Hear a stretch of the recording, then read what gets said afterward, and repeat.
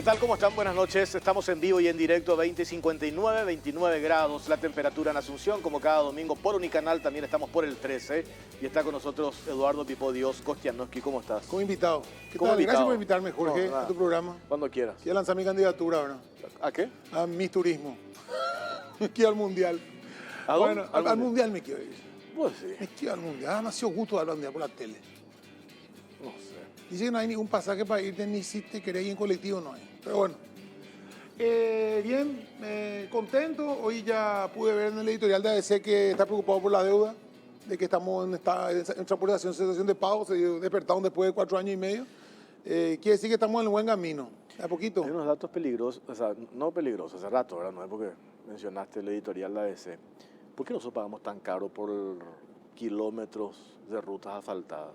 O sea, es una comparación de cuánto cuesta, no solamente en la región, sino a nivel, en otros países, en otros continentes. La diferencia es demasiado grande. ¿Por qué nosotros pagamos tan caro el asfalto? ¿Por kilómetro de? Ruta asfaltada. ¿Qué se usa para hacer la ruta asfaltada? ¿Asfalto? Ah, no sé. No más ¿Quieres que te preguntas. abrace y te dé un beso por la frente y te dan de dormir? Estás muy tierno ahí. Sí. Estás muy inocente. Al día, o sea. Estás al día siempre vos, en todo. Bueno, eso por un lado. Y Menos mal que no vende supositorio, ¿verdad? ¿verdad? Vende asfalto. O si no, estaríamos todos ya. Porque, ¿viste el intendente de esta localidad de Misiones? Ya te diste ese grado. ¿Viste esos asfaltos? ¿Eh? ¿Viste los asfaltos? ¿Cómo están? No. Ah, no. Parece que quisieron ir a Punta del Este por las olas. Así están los asfaltos, lo que pusieron recién. El asfalto más caro del mundo. Porque estaba viendo, ¿qué te pasa en TikTok? Discurso de Marito. Ah, ¿Por qué él está tan confiado? ¿qué querés que sale? Llore en No, televisión. no, claro. Yo no digo que describa que está mal, ¿verdad? Pues tiene un aire así petulante, soberbio. Entonces yo digo, puede él tener esa pose, ¿verdad? Natural, ¿verdad? Yo te pregunto a vos cómo está tu programa, Cara Kuma, decía el mejor programa de televisión. O sea, obvio. Nadie habla mal de uno, ¿verdad? ¿O sí? No, nadie habla mal de uno, pero cuando uno está en una competencia y va a jugar Cerro Olimpia, vamos a decir, Cerro Olimpia, vos sos olimpista, está en el peor momento de Olimpia, pero vos estás confiado en Olimpia, vas a ser el más soberbio de lo que discute y ya vas a apostar por Olimpia. Porque querés, primero, defender tu posición. Y segundo, cuando vos estás liderando un movimiento político, que sabes que va a perder, porque tenés, en el fondo de tu corazón sabes que va a perder. De eso no evita que vos tengas un círculo de delincuentes alrededor tuyo que te dice, vamos a ganar, presidente, si ponemos tanto, y si de allá yo consigo tanto, digamos, o hoy algún candidato que se presente del Partido Colorado diga, yo entro a perder. ¿Cómo razonan los colorados, digo yo? ¿Cómo razonarían los colorados que votarían a la lista 3, que votarían el proyecto Marito Arnoldo Vims? Arnoldo Vims, la continuidad de este gobierno. Y podemos empezar a enumerar y nos vamos a quedar 2 horas de programa. Pero hay cuestiones así emblemáticas e imperdonables en este gobierno, que me parece a mí que tiene que ver con una cuestión del día a día de la gente. Pobreza, robo en pandemia, y lo otro, cómo en estos 3 años se ha consolidado los músculos del narcotráfico. El otro día me decían, pues siempre hubo narcotráfico. Podemos comprar los mejores escáneres, podemos traernos 10, 20 escáneres, pero si quienes controlan los escáneres son corruptos, ¿de qué te sirve la tecnología? Sí, bueno, el maletín de los $500.000 pasó por un escáner el viernes. El paso. Sí, es que entraron los $500.000 por ahí. Imagínate lo grave el tema del volumen de dinero, por un lado, que mueve el narcotráfico, que eso se demostró, se cuantificó, ¿verdad? Haciendo la relación de cuánto cayó, que entre paréntesis nunca cae acá, ¿verdad? Lo de la semana pasada cae en Uruguay. ¿Por qué nunca cae acá? Después cae en Europa. Yo creo que el problema del narcotráfico no es un problema del día a día de la gente. El problema es la gente no dice el narcotráfico es responsable de mi inseguridad, el narcotráfico, porque sí. Pero así, ¿por qué? Pero ¿a dónde voy lo del narcotráfico? Este esquema que se ha consolidado en estos 3 años en el gobierno de Mario Abdo Benítez, 4, no, por 3 años los números subieron, pues fueron experimentando pues, el esquema del narcotráfico. En estos 3 años se fueron perfeccionando. ¿Dónde está lo grave acá? Y por eso yo te decía, tiene que ver con el día a día de la gente. ¿Qué contaminan? El producto que exportamos, la exportación, nuestra parte. ¿Cuánto tiempo les llevó a las empresas conquistar mercado a nivel internacional? Décadas. Lo último que contaminaron fue la carne, producto estrella de Paraguay. Cuando se dio lo del arroz o cuando se dio lo del azúcar, nos contaban los importadores, exportadores, en realidad lo que eso significaba para el importador de allá. Porque iba por Canal Rojo, le aumentaba el costo y dejaban de comprarle por un tiempo. Además, si vos mandás una carga de, Entonces, ahí 50 tenés, millones de dólares de carne y te detienen en Rusia, ¿vos crees que te dan tu carne a vos y dejan la cocaína que sigue vos y te pagan tu y carne? ahí tenés dos cuestiones. Por un lado, liquidar la industria nacional que tiene que remar de cero otra vez. Por eso nos decía el otro día Enrique Duarte, la UIP. Y ya tienen el problema que nunca se hizo absolutamente nada, lo del contrabando. El contrabando fue, ahí sí, creciendo en estos 4 años. ¿Cómo haces para el próximo gobierno retrotraer todo lo que el contrabando ha crecido y se ha consolidado? ¿Cómo haces? Y todo lo que se fundió. Y todo lo que se ha perdido. Sí. Y ahí tiene que ver con pérdida de puestos de trabajo. Gente que se queda sin trabajo. Y volviendo a lo que arrancaste, lo que leíste hoy, que por fin algunos medios oficialistas se despertaron, lo de la deuda con las empresas constructoras. Primer semestre, 35.000 obreros afectados de manera directa, sin laburo. Están en los semáforos pidiendo. Y ahora otros 70.000 sin laburo. 70.000 sin laburo. Entonces vos decís, este es el modelo, y aparte de todos los escándalos de corrupción que se dan todos los días. Entonces este es el modelo que puede tener continuidad apostando la candidatura de Arnoldo Wims. Arnoldo Wims, que por cierto, no lo decimos nosotros, empresarios de la construcción, lo han denunciado, porque allí ya no hay competencia de quién presenta la mejor oferta, sino quién presenta la mejor coima. Pero en el Ministerio de Obras Públicas. Está con una carpeta abierta en la Fiscalía por el famoso viaducto de Ñandutí nomás. O sea, si vamos al caso más, yo digo nomás, ¿qué gobierno se presentaría con estos números a buscar un candidato propio, a querer imponer un candidato propio? ¿Y qué presidente de la República se animaría a presentarse al presidente del Partido Colorado después de haberle hecho lo que le hizo a todos los colorados, de haberle mentido como le mintió? Únicamente un cínico y una persona que no está, evidentemente no tiene todos los jugadores en fila o no tiene todos los jugadores, porque yo creo que Marito Audo no solamente es un delincuente, un cínico, sino que es una persona que no tiene un equilibrio emocional normal. Entonces es un tipo que reacciona como un niño pichado, ¿verdad? Pero tiene 50 años. Entonces un tipo que sigue reaccionando a los 50 años, un niño pichado, es un caso para un psiquiatra, no es un caso para un... Y lo otro que a mí me parece muy peligroso, cuando vemos el volumen de dinero que manejó o que maneja el narcotráfico o que movió en los últimos 3 años, 25.000 millones de dólares, eso está trazable, digamos, ese volumen de dinero. Estos tipos están dispuestos, ¿a quiénes le tuvieron que comprar el narcotráfico para que ellos puedan operar libremente? Porque después de esta denuncia que se hizo, le cambió, sigue Zully Rolón en la Senat, firme. Sigue Fernández en aduana. ¿Salió alguien de la Senat, te pregunto? ¿Salió No, un exsecretario? Pero yo me acuerdo que por un caso que tiene que ver, hablamos el otro día, ¿verdad? Hicieron 4 ministros del Poder Ejecutivo, hicieron una conferencia de prensa para mostrarnos la inconsistencia de una factura De 13.000 dólares. de 16.000, va a ser preciso, 16.000 dólares, porque era marítimo y que se fue por vía aérea, entonces había una diferencia de 16.000 dólares. 4 ministros. No le explico más nada nunca Hacienda. 4 ministros del Poder Ejecutivo, conferencia de prensa viernes a las 11 de la mañana. Y este tema del narcotráfico, la carne, No lo del azúcar, Ni siquiera salió. lo del arroz, todos los integrantes de la Cámara Paraguaya de la Carne, de la UIP, de los arroceros, los azucareros, preocupadísimos. Salió Luis Alberto Castiglioni, ministro de este gobierno, a decir algo. Salió la ministra de la Senat, nadie dijo nada. Entonces vos decís, pero espera un poco, ¿les importa o están recibiendo algo desde el presidente de la República para abajo? O si no, ¿cuál es la explicación? No, yo creo que hay un equipo de gente que recibe y otro equipo de gente que mantiene el cargo. Hay gente, por ejemplo, que mantiene el cargo por una cuestión de, lo hablábamos un ratito, de mantener el cargo por los privilegios que tienen con ese cargo. O sea, yo no sé si Luis Alberto Castiglioni o el ministro de Agricultura y Ganadería, no creo, sea parte de un esquema, porque no pasa algo por ellos, ¿verdad? Pero el silencio de ellos se explica porque son parte de un gobierno. Entonces, o renunciás o te callás. Entonces, cuando te callás, sos cómplice. Totalmente. Pero renunciar, yo no entiendo, hasta todo el campeonato, si fuera parte del gobierno y me hacen esto, renunciaría. Quedas bien y todo. Están nuestros invitados a la tema IPS. ¿Qué es lo que vamos a hacer con el Instituto de Previsión Social? Nos exponen números, cifras, situaciones, esta ley que se aprobó la semana pasada, esta deuda real, Lo del Estado, que entre paréntesis me decían que desde 1953 el Estado no le paga el IPS. Me dicen que ni siquiera figura en la contabilidad del Ministerio de Hacienda. Hacienda parece no reconoce esa deuda. Además es una deuda que tiene que ver con el fondo jubilatorio, no con el fondo médico. Pues, entonces, la aprobación de este préstamo nos dice una solución parche, porque esto está pateando el problema hacia adelante, en algún momento esto va a explotar. Yo creo que el préstamo es una fantasía, además, no sé quién le va a prestar esa plata. Está con nosotros Stefan Rasmussen, senador del Partido Patria Querida. ¿Cómo está, senador? Buenas noches. ¿Qué tal, Jorge? Un saludo, Pipo. Acá también al compañero, un gusto poder estar con ustedes. Bueno, este tema que se aprobó la semana pasada, esto es la salida a un problema que quienes acompañaron nos dicen hay una realidad lacerante.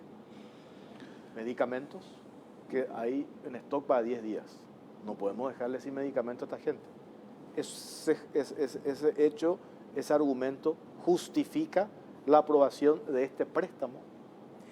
No, a ver, no, primero respondiendo directamente no justifica, ¿verdad? Y nos justifica por varios motivos. Primero, cómo fue el proceso de este proyecto de ley. Yo puedo hablar, digamos, del proyecto de ley en sí. Es un proyecto de ley que se aprobó en diputados y entró hace 15 días a la Cámara de Senadores y no se discutió con nadie. O sea, no se le escuchó al presidente de IPS, no se le escuchó a los gremios, digamos, la farmacéutica, los medicamentos, no se le escuchó a los asegurados. Entonces, evidentemente, hay algo extraño, por decirlo mínimo, en este proyecto de ley, ¿verdad? Y hay varios cuestionamientos, como decía recién Pipo, ¿quién le va a prestar la plata, ¿verdad? Hay que entender que IPS es una sola institución, que dentro de la institución tiene presupuestos diferentes como cualquier institución. De hecho, yo había planteado hace unos años separar el instituto y que haya un instituto de salud y un instituto de jubilaciones. Y lo primero que me dijeron es que eso no se puede luego hacer porque está todo como mezclado, ¿verdad? A ver, por ejemplo, los inmuebles, el Hospital Central, todo es del Fondo de Jubilaciones, sin embargo, presta servicio obviamente de salud, ¿verdad? Entonces, es una falacia decir que el Fondo de Enfermedad y Maternidad IPS va a sacar el préstamo, ¿verdad? Porque IPS es una sola entidad jurídica. Entonces, ahí es donde entra el cuestionamiento y lo riesgoso de que finalmente el único fondo superavitario IPS es el fondo de jubilaciones. Pero el fondo de jubilaciones es un fondo, como todos sabemos, para pagar el haber jubilatorio dentro de 10, 20, 30 años cuando el cotizante se jubile, ¿verdad? Entonces, eso es lo riesgoso, ¿verdad? Esto no tiene nada que ver con el problema que seguramente es real, pero no es la forma de atropellar como se atropelló en el poder, específicamente en la Cámara de Senadores. Y aparte hay algo curioso. Yo estuve mirando el SIL, que es el Sistema de Información Legislativa, y ese mismo día que Arnaldo Samaniego presentó este proyecto de ley, presentó otro que decía que el Estado pague toda la deuda con el IPS. O sea, el punto acá es que esto no se trabajó, esto fue, busquemos alguna salida rápida, negociemos y consigamos los votos, porque estos votos, nadie votó porque estaba convencido de que este era el camino. Yo puedo hablar de la Cámara de Senadores, porque nadie conocía luego el proyecto. O sea, el proyecto se analizó por primera vez un día antes, que fue el miércoles, ¿verdad? Y el jueves ya se aprobó, se empujó, se votó, quién sabe qué había detrás. O seguramente podemos sacar nuestras conclusiones de qué había detrás. Sabemos, no tenemos pruebas nomás. Exactamente. Y falta menos de un mes para las internas, unos meses para las generales, ¿verdad? Mucho dinero por medio. O sea, es obvio que nadie analizó el proyecto y dijo, esto corresponde, esto es lo que hay que hacer, vamos hacia acá, no hubo ni una modificación, nada, ¿verdad? Esto hay que aprobar, consigamos los votos como sea, cómo conseguimos esos votos, y bueno, aseguramos los votos, atropellamos y vamos. Y de hecho Mario Abdo después, ya a la tarde o el día siguiente, dijo que él iba a promulgar, que estaba de acuerdo y demás, ¿verdad? Acá lo otro que sí llama mucho la atención es que hay muchas notas de muchos gremios de jubilados en la Cámara de Diputados, sobre todo, que fue donde más tiempo estuvo, en contra de este proyecto de ley. Y nadie les escuchó, ¿verdad? Yo me temo a que esto se cocinó entre cuatro paredes y no se le hizo parte de la mesa al dueño de IPS. El dueño de IPS es el aportante, no es ni el presidente de la República. Nunca fue parte de la mesa. Nunca. Ese otro proyecto de ley que es de gobernanza, que ya hablamos varias veces, ¿verdad? Que ellos puedan elegir realmente a sus representantes. Pero bueno, realmente es muy riesgoso, es peligroso. Y esto puede desencadenar en protestas importantes de los jubilados, porque el miedo también de los jubilados es real, ¿verdad? Porque cuando uno va a utilizar el dinero y no se le sienta a la mesa a todos a explicar qué, cómo, por qué, quién va a pagar, volviendo un poco a la reflexión de Pipo, ¿verdad? Nosotros creemos que puede ser una jugada con el BNF inclusive. Ningún banco privado, o sea, vos te vas con un fondo en quiebra, ¿verdad? Y decís, quiero 500 millones de dólares. Ah, ¿y cómo me va a pagar? No, y acá está mi fondo. Ah, pero vos debes los 500 millones de dólares y no vas a recuperar esa plata. Porque el fondo de enfermedad, de maternidad y enfermedad, es un programa que toda la plata que entra sale inmediatamente en el mes, porque por todo esto que hablamos, ahora se paga medicamento, personal de blanco. Y se paga deuda atrasada. Y se paga deuda atrasada, cesión de crédito, un montón de variables, ¿verdad? Entonces, el banco lo primero que te va a preguntar, bueno, ¿y de dónde me va a pagar la plata? ¿Cómo me va a pagar? ¿De dónde va a salir la plata? ¿Verdad? Entonces, la otra opción que incluyeron, de hecho, en el texto dice BNF, ¿verdad? Entonces, como el presidente de la República, entre comillas, ¿verdad? También maneja el BNF, ahí podría haber la triangulación, ahora, pero es muy riesgoso, ¿verdad? Carlos Ayala, de la Cámara de Paraguay de Productos de Equipo Médico Odontológico Laboratorio, es uno de los acreedores y de los afectados realmente, porque ustedes son los que importan, sacan crédito, pagan empleados, venden, no cobran y tienen que seguir cumpliendo muchos de ustedes contratos que no están cobrando, no siguen cumpliendo y seguir comprando y seguir debiendo. 10 días, 15 días, 20 días más, se corta eso. Acá, por lo que dice el senador y por lo que yo conozco el sistema bancario y financiero, la ley de banco no le permite ni al BNF, le iba a decir eso al senador, prestarle al IPS en estas condiciones, porque lo que la ley de banco le exige al BNF le exige a todos los bancos privados también. O sea, yo para prestarte a vos tenés que demostrarme que tenés un flujo de caja que te permite pagarme la deuda, aunque sea en 70 años, $1 millón por mes. No sé cuánto va a pagar, $500,000 por mes, $30,000. Ese hoy tiene menos 106 millones por mes. Ese es su flujo de caja. O sea, ningún banco va a poder, porque si el BNF le presta, viola la ley de banco y se van presos todos los directores del BNF y todos los que viven del crédito. En algún momento se van a ir presos, o sea, lastimosamente no sé si este gobierno cuál. No pueden aceptar una orden, tiene que cambiar la ley de bancos. Pero el problema es la otra, o sea, los jubilados no quieren que toquen su fondo, pero la gente se va al IPS y no hay nada. Y no va a haber menos que nada. Y nadie les pone una pistola a ustedes para que vayan a seguir entregando mercadería que no cobran. Buenas noches, Jorge. Buenas noches, Pipo, senador. Buenas noches a la audiencia. Sí, realmente este tema es delicado, es crítico, es sensible. La situación de los proveedores con el IPS data ya de hace más de 10 años que nosotros estamos en este tren de reuniones, tren de buscar soluciones. Hemos insistido en todas las instancias de que se nos escuche en relación a que hay que ver lo que es el IPS en todo su panorama de gobernanza, aportes, tipos de aportes, lo que realmente presupuesta para lo que es el fondo de salud, que es de donde realmente viene el fondo, valga la redundancia, para cubrir las deudas con los proveedores de los distintos rubros. Nosotros somos un grupo de 6 cámaras que proveemos al rubro salud, pero dentro de ese fondo de salud están todos los demás, otros proveedores de todos los demás rubros.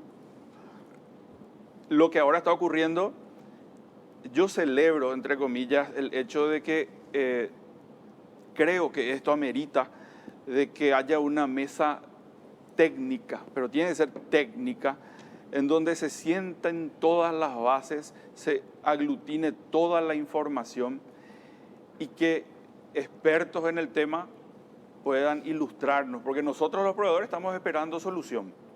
Nosotros estamos esperando que se nos diga cómo se nos va a pagar, cuándo se nos va a pagar y cuánto se nos va a pagar. Estamos esperando que se nos pague todo, si es posible, pero también somos conscientes de la realidad y entonces estamos esperando esa noticia. Entonces, lo que aquí, después de esto que está ocurriendo, nosotros seguimos insistiendo en ser recibidos para que nos cuenten cuál va a ser el camino, cómo se va a instrumentar, qué propuestas nos van a hacer. Sabemos que esto no es de la noche a la mañana. Nuestros proveedores del exterior nos preguntan porque ven estos programas, ven toda la realidad de lo que sucede y están todos preocupados. Nuestros bancos, los que nos prestan para calzar este tiempo en el cual el IPS no paga, y no es solo el IPS, está por el otro lado también lo del Ministerio de Salud, pero enfocados puntualmente en el IPS. Entonces, necesitamos que nos digan, esto va a seguir de esta manera, para que nosotros podamos transmitirle a nuestros acreedores la tranquilidad de que nos sigan vendiendo, para que nosotros podamos O que no seguir. le vendan más. Pero lo que pasa es que todo el mundo pregunta, ¿van a cortar el servicio? ¿Van a cortar el servicio? Esto es como un matrimonio. Aquí le conocimos a una chica linda, nos casamos y por el camino incompatibilidad de caracteres. Y para terminar una relación legal, no es simplemente cada uno se va a su casa y terminó. Hay instrumentos que nos permiten tomar acciones. Varios compañeros, colegas de empresas proveedoras ya han tomado la decisión de ir por el camino del avenimiento para conseguir una certificación de deuda y posterior a eso iniciar las acciones que tengan que iniciar como para cortar la provisión, porque no es cortar la provisión porque somos malos, es cortar la provisión porque el flujo financiero ya no da para seguir comprando a alguien que no te paga, proveyendo a alguien que no te paga y vos no tenés el flujo para seguir haciendo la operación de compra-venta. Entonces, evidentemente, al darse ese corte de oxígeno financiero, sucede la imposibilidad de acopiar productos para proveer. Y a mi cámara en particular, en el grupo de CAPAIDI, que somos la Cámara Paraguaya de Innovadores en Diagnóstica In Vitro, nosotros, no es como se explicó en otros rubros que nosotros proveemos al parque sanitario, ellos acopian productos ahí, tienen stock por X tiempo y luego llevan a los servicios para utilizar. No es así. Nuestras licitaciones son puntualmente con equipos en comodato para laboratorios de análisis clínicos del Hospital Central, de área central y del interior, y esos equipos reciben productos en el servicio. Reciben los reactivos para realizar análisis clínicos en el servicio. O sea, no es que hay stock en parque como para realizar los análisis, no hay stock para realizar análisis porque nosotros proveemos al servicio. Entonces, al vernos imposibilitados de poder comprar, lógicamente se va a dar ese corte. Y ahí están en juego de los 1.460.000 asegurados, pero nosotros estamos preocupados por nuestros 10.000 funcionarios en total de todos los gremios, que aglutinamos con su beneficiario a 50.000 personas que nos afectan a nosotros directamente. Entonces, lógicamente tampoco nosotros estamos con esa intención de dar un corte. Estamos haciendo hasta aquí magia para lograr de que esto avance en pos del asegurado, en pos de la gente. Pero lastimosamente eso tiene un tiempo y eso es lo que necesitamos que nos digan cuándo. A ver, senador Stefan Rasmussen, desde otra de las cámaras nos decía el otro día, ¿por qué hoy nos asustamos, nos escandalizamos con este tema del préstamo cuando que esto se hizo siempre? La deuda del IPS para con las empresas proveedoras se viene arrastrando desde hace tiempo y se sigue comprando, hay deudas que están ahora generándose y hay licitaciones en curso, licitaciones en marcha. Siempre se hizo esto. Me ponen, incluso me enviaron acá ejemplos de gobiernos anteriores donde también se hicieron estos préstamos. ¿Por qué hoy existe ese temor de, por ejemplo, el tema de la utilización de los famosos fondos jubilatorios? Por supuesto que ahí creo que, y eso el presidente de la República, argumentando, justificando por qué iba a promulgar esta ley, decía, los fondos jubilatorios no se tocan. No solamente está en esta ley que se aprobó en el Senado la semana pasada, sino que hay otras disposiciones legales que blindan los fondos jubilatorios.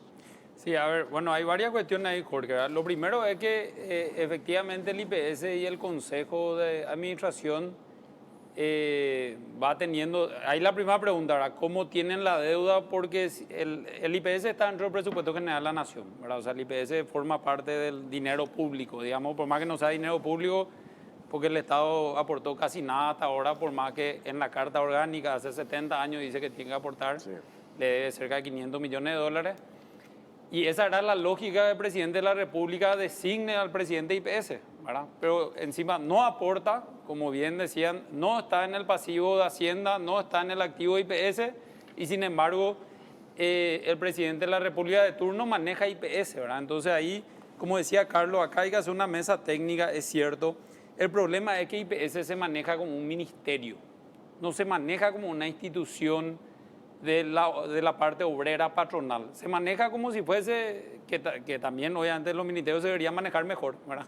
Pero se maneja como si fuese dinero del político de turno, ¿verdad? No es técnico, ese es el problema principal, es puramente político, ¿verdad? ¿Qué es lo que preocupa de esta ley? Primero que se haga por ley, ¿verdad? Entonces ahí ya comienza a abrir varias puertas, ¿verdad? Porque el IPS puede tener deuda de corto plazo. Generalmente la deuda es del presupuesto. ¿Qué dice ya la ley sancionada? Dice línea de crédito de mediano y largo plazo, lo ya dice. Entonces ahí ya comenzaba a aprender la lamparita, decir, largo plazo. Vamos a endeudarle IPS 50 años o 25 años, ¿no? Claro, entonces vos le endeudas 25 años, puedes sacar 500 millones de dólares, ¿no? Una cosa es deber 5, 8, 10 millones de dólares, otra cosa es deber 250 millones de dólares, ¿no? Lo otro es que el proyecto de ley, nadie sabe de qué línea de crédito estamos hablando. El proyecto de ley dice, las cuotas no podrán exceder el 5% del fondo de enfermedad y maternidad anual, la cuota, dice, ¿verdad? O sea, no dice el préstamo. Entonces te dice, y vos comenzás a calcular, ok, el fondo, que realmente no existe tampoco, un programa de ingreso y gasto, ¿verdad?, es de 500 millones de dólares al año. Entonces la cuota puede ser de 25 millones de dólares al año. Pero si prestás por 50 años, ¿verdad?, esos 25 millones de dólares puede convertir, no sé, en 2.000 millones de dólares también, ¿verdad? O sea, evidentemente esto se cocinó en otro lugar, que no fue el Congreso, donde ya se acordaron, digamos, todos los términos. Y lo que realmente preocupa es que un poder del Estado, como el poder legislativo, ni siquiera discuta, ni siquiera entiende lo que se aprobó, ¿verdad? Yo le puedo asegurar que al 99% de los senadores que votó a favor o que dio quórum, porque muchos dieron quórum, por más que no votaban a favor, le preguntaba de cuánto va a ser el préstamo, a cuántos años va a ser, a qué tasa va a ser, cómo va a ser, de dónde se va a pagar, no te va a poder responder, ¿verdad? Entonces ahí es donde comienzan a ver los fantasmas. ¿Verdad? O sea, a partir de ahora el IPS puede decidir sacar 700 millones de dólares a 20 años a la tasa del 14% en lo que un quiera. banco ruso. Acá se le habilitó por la ley, ¿verdad? Ese es el problema, ¿verdad? Porque justamente la lógica del poder legislativo es que estemos representados diferentes bancadas, diferentes opiniones y que se discuta, ¿verdad? Por un lado, ¿verdad? Y por otro lado, que se llama a la autoridad. Nosotros le decíamos a los oficialistas, ¿verdad? Le decíamos al Partido Colorado Oficialista, ¿verdad? De Mario Abdo, le decíamos, denos 8 días. Vamos a llamarle al presidente IPS y vamos a preguntarle, che, presidente, ¿qué significa? ¿Cuánta plata es? ¿Quién te va a prestar? ¿Cómo va a pagar? Eso es básico, ¿verdad? Y lo otro... Entonces nos decían, no, hoy se tiene que aprobar, ¿verdad? Y lo otro es, yo entiendo que, creo que lo hablamos el otro día, te va a pedir esa plata. ¿Qué se pone como garantía para que te entreguen ese dinero? Yo pregunté, hasta ahora me dijeron, aguantame hasta el lunes, te vamos a contar detalles. Yo digo, algo sencillísimo, porque vos te vas a pedir un préstamo a cualquiera de estos bancos en plaza. ¿Qué pones como garantía? ¿Los fondos de salud? Los fondos de salud están... No hay fondos de salud. No hay fondos de salud. 106 millones negativos al año. Entonces, bueno, 106 millones. ¿qué pones como garantía? ¿Qué se pone como garantía para que un banco te preste 250 millones de dólares? Pero a sumarle a eso nomás quería agregarle a eso que dice Jorge. Primero, pues yo puedo tener la garantía. Yo puedo tener este teléfono que me puede dar 300 dólares por ese teléfono y me dice, bueno, no hay problema. ¿Y vos cuánto puedes pagar por mes? Y yo no puedo pagar por mes, hasta el cuello debo. No, me falta, todos los meses me falta 500 mil guaraníes. No, pero yo con ese préstamo me voy a comprar otro teléfono. ¿Y cómo vas a pagarme a mí la cuota?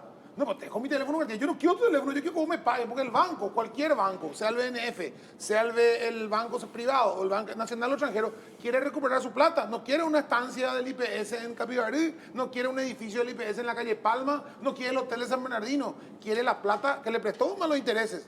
Y eso es lo que la ley de banco le exige a cualquier banco privado o público del Paraguay.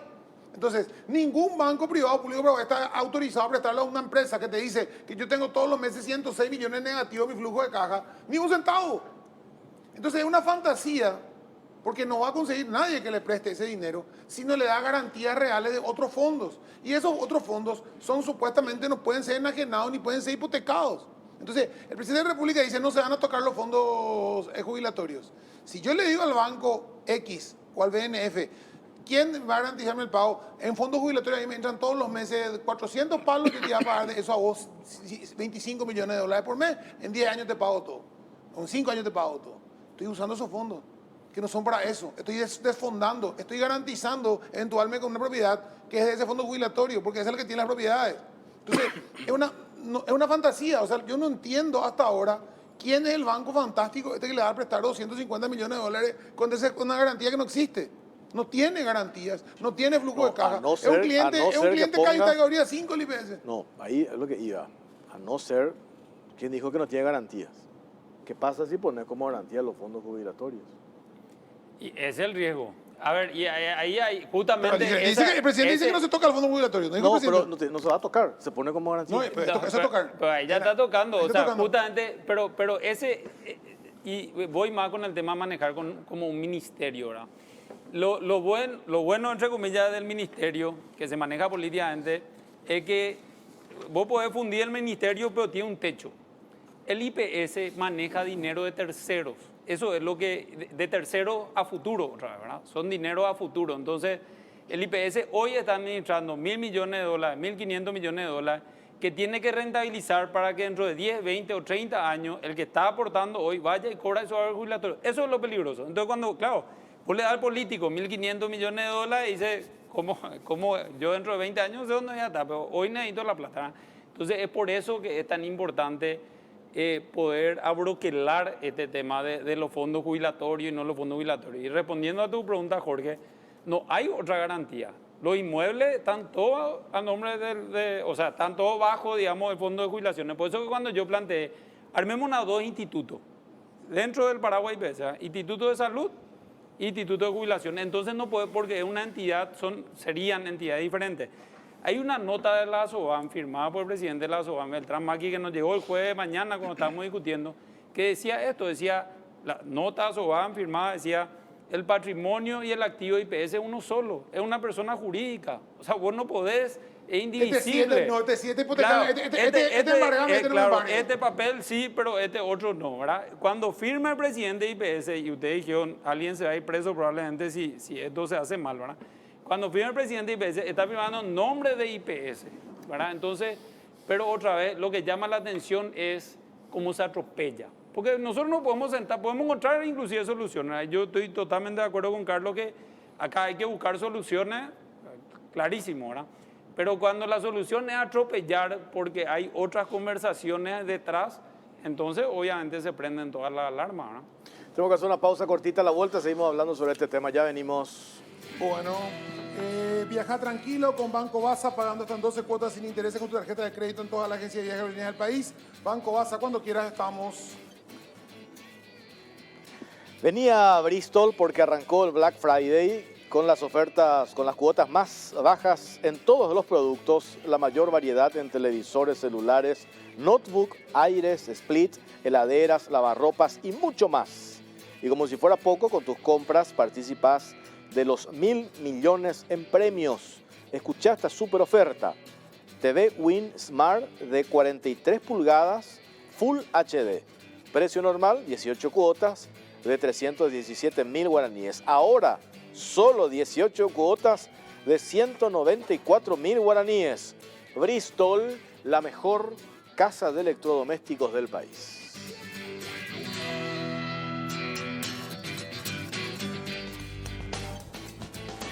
Mucha atención con esta locura que nos trae Bristol, comprando cualquier televisor si Brasil o Argentina sale campeón del Mundial. Argentina me parece que ayer después de el triunfo se posiciona de vuelta. Tu TV te sale gratis si Brasil o Argentina sale campeón del Mundial.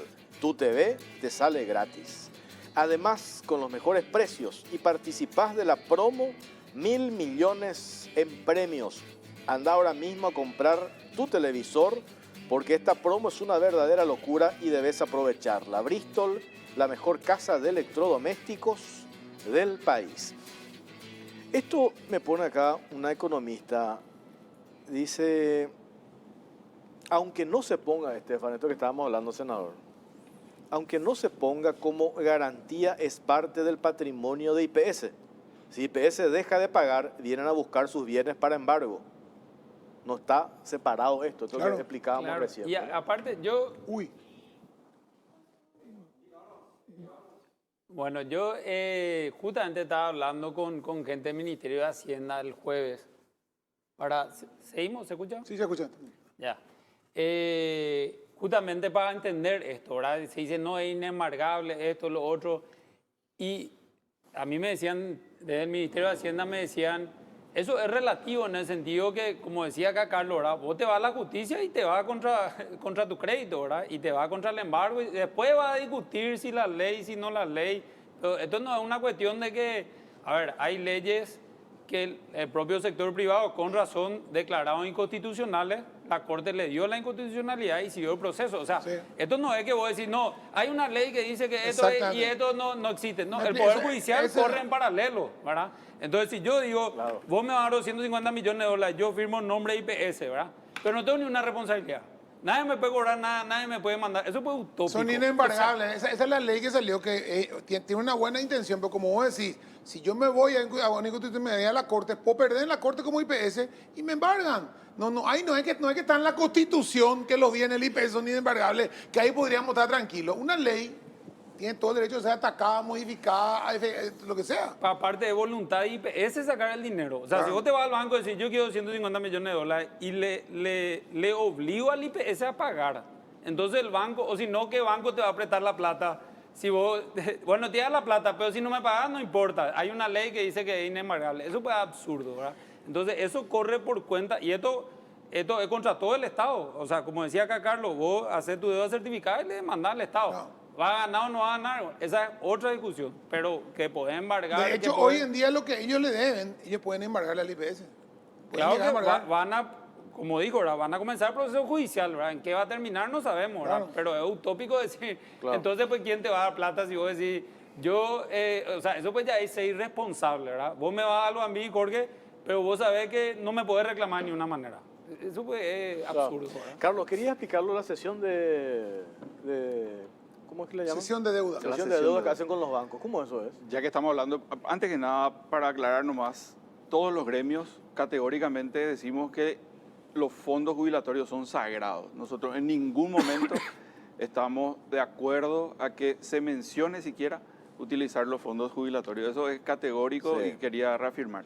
El tema de la sesión, Jorge, es un mecanismo que hace 10 años en la administración de Benigno López, el IPS ya con un descalce evidentemente para poder cumplir con sus deudas a corto plazo, licitó a bancos y los bancos le ofrecieron, 3 bancos de plaza le ofrecieron unas tasas de interés para poder recibir una actividad tipo factoring, una operación tipo factoring, llevar las facturas nuestras a los bancos, asumiendo en aquel entonces el IPS en la primera operación el 50% de los intereses y los proveedores el 50% del restante de interés.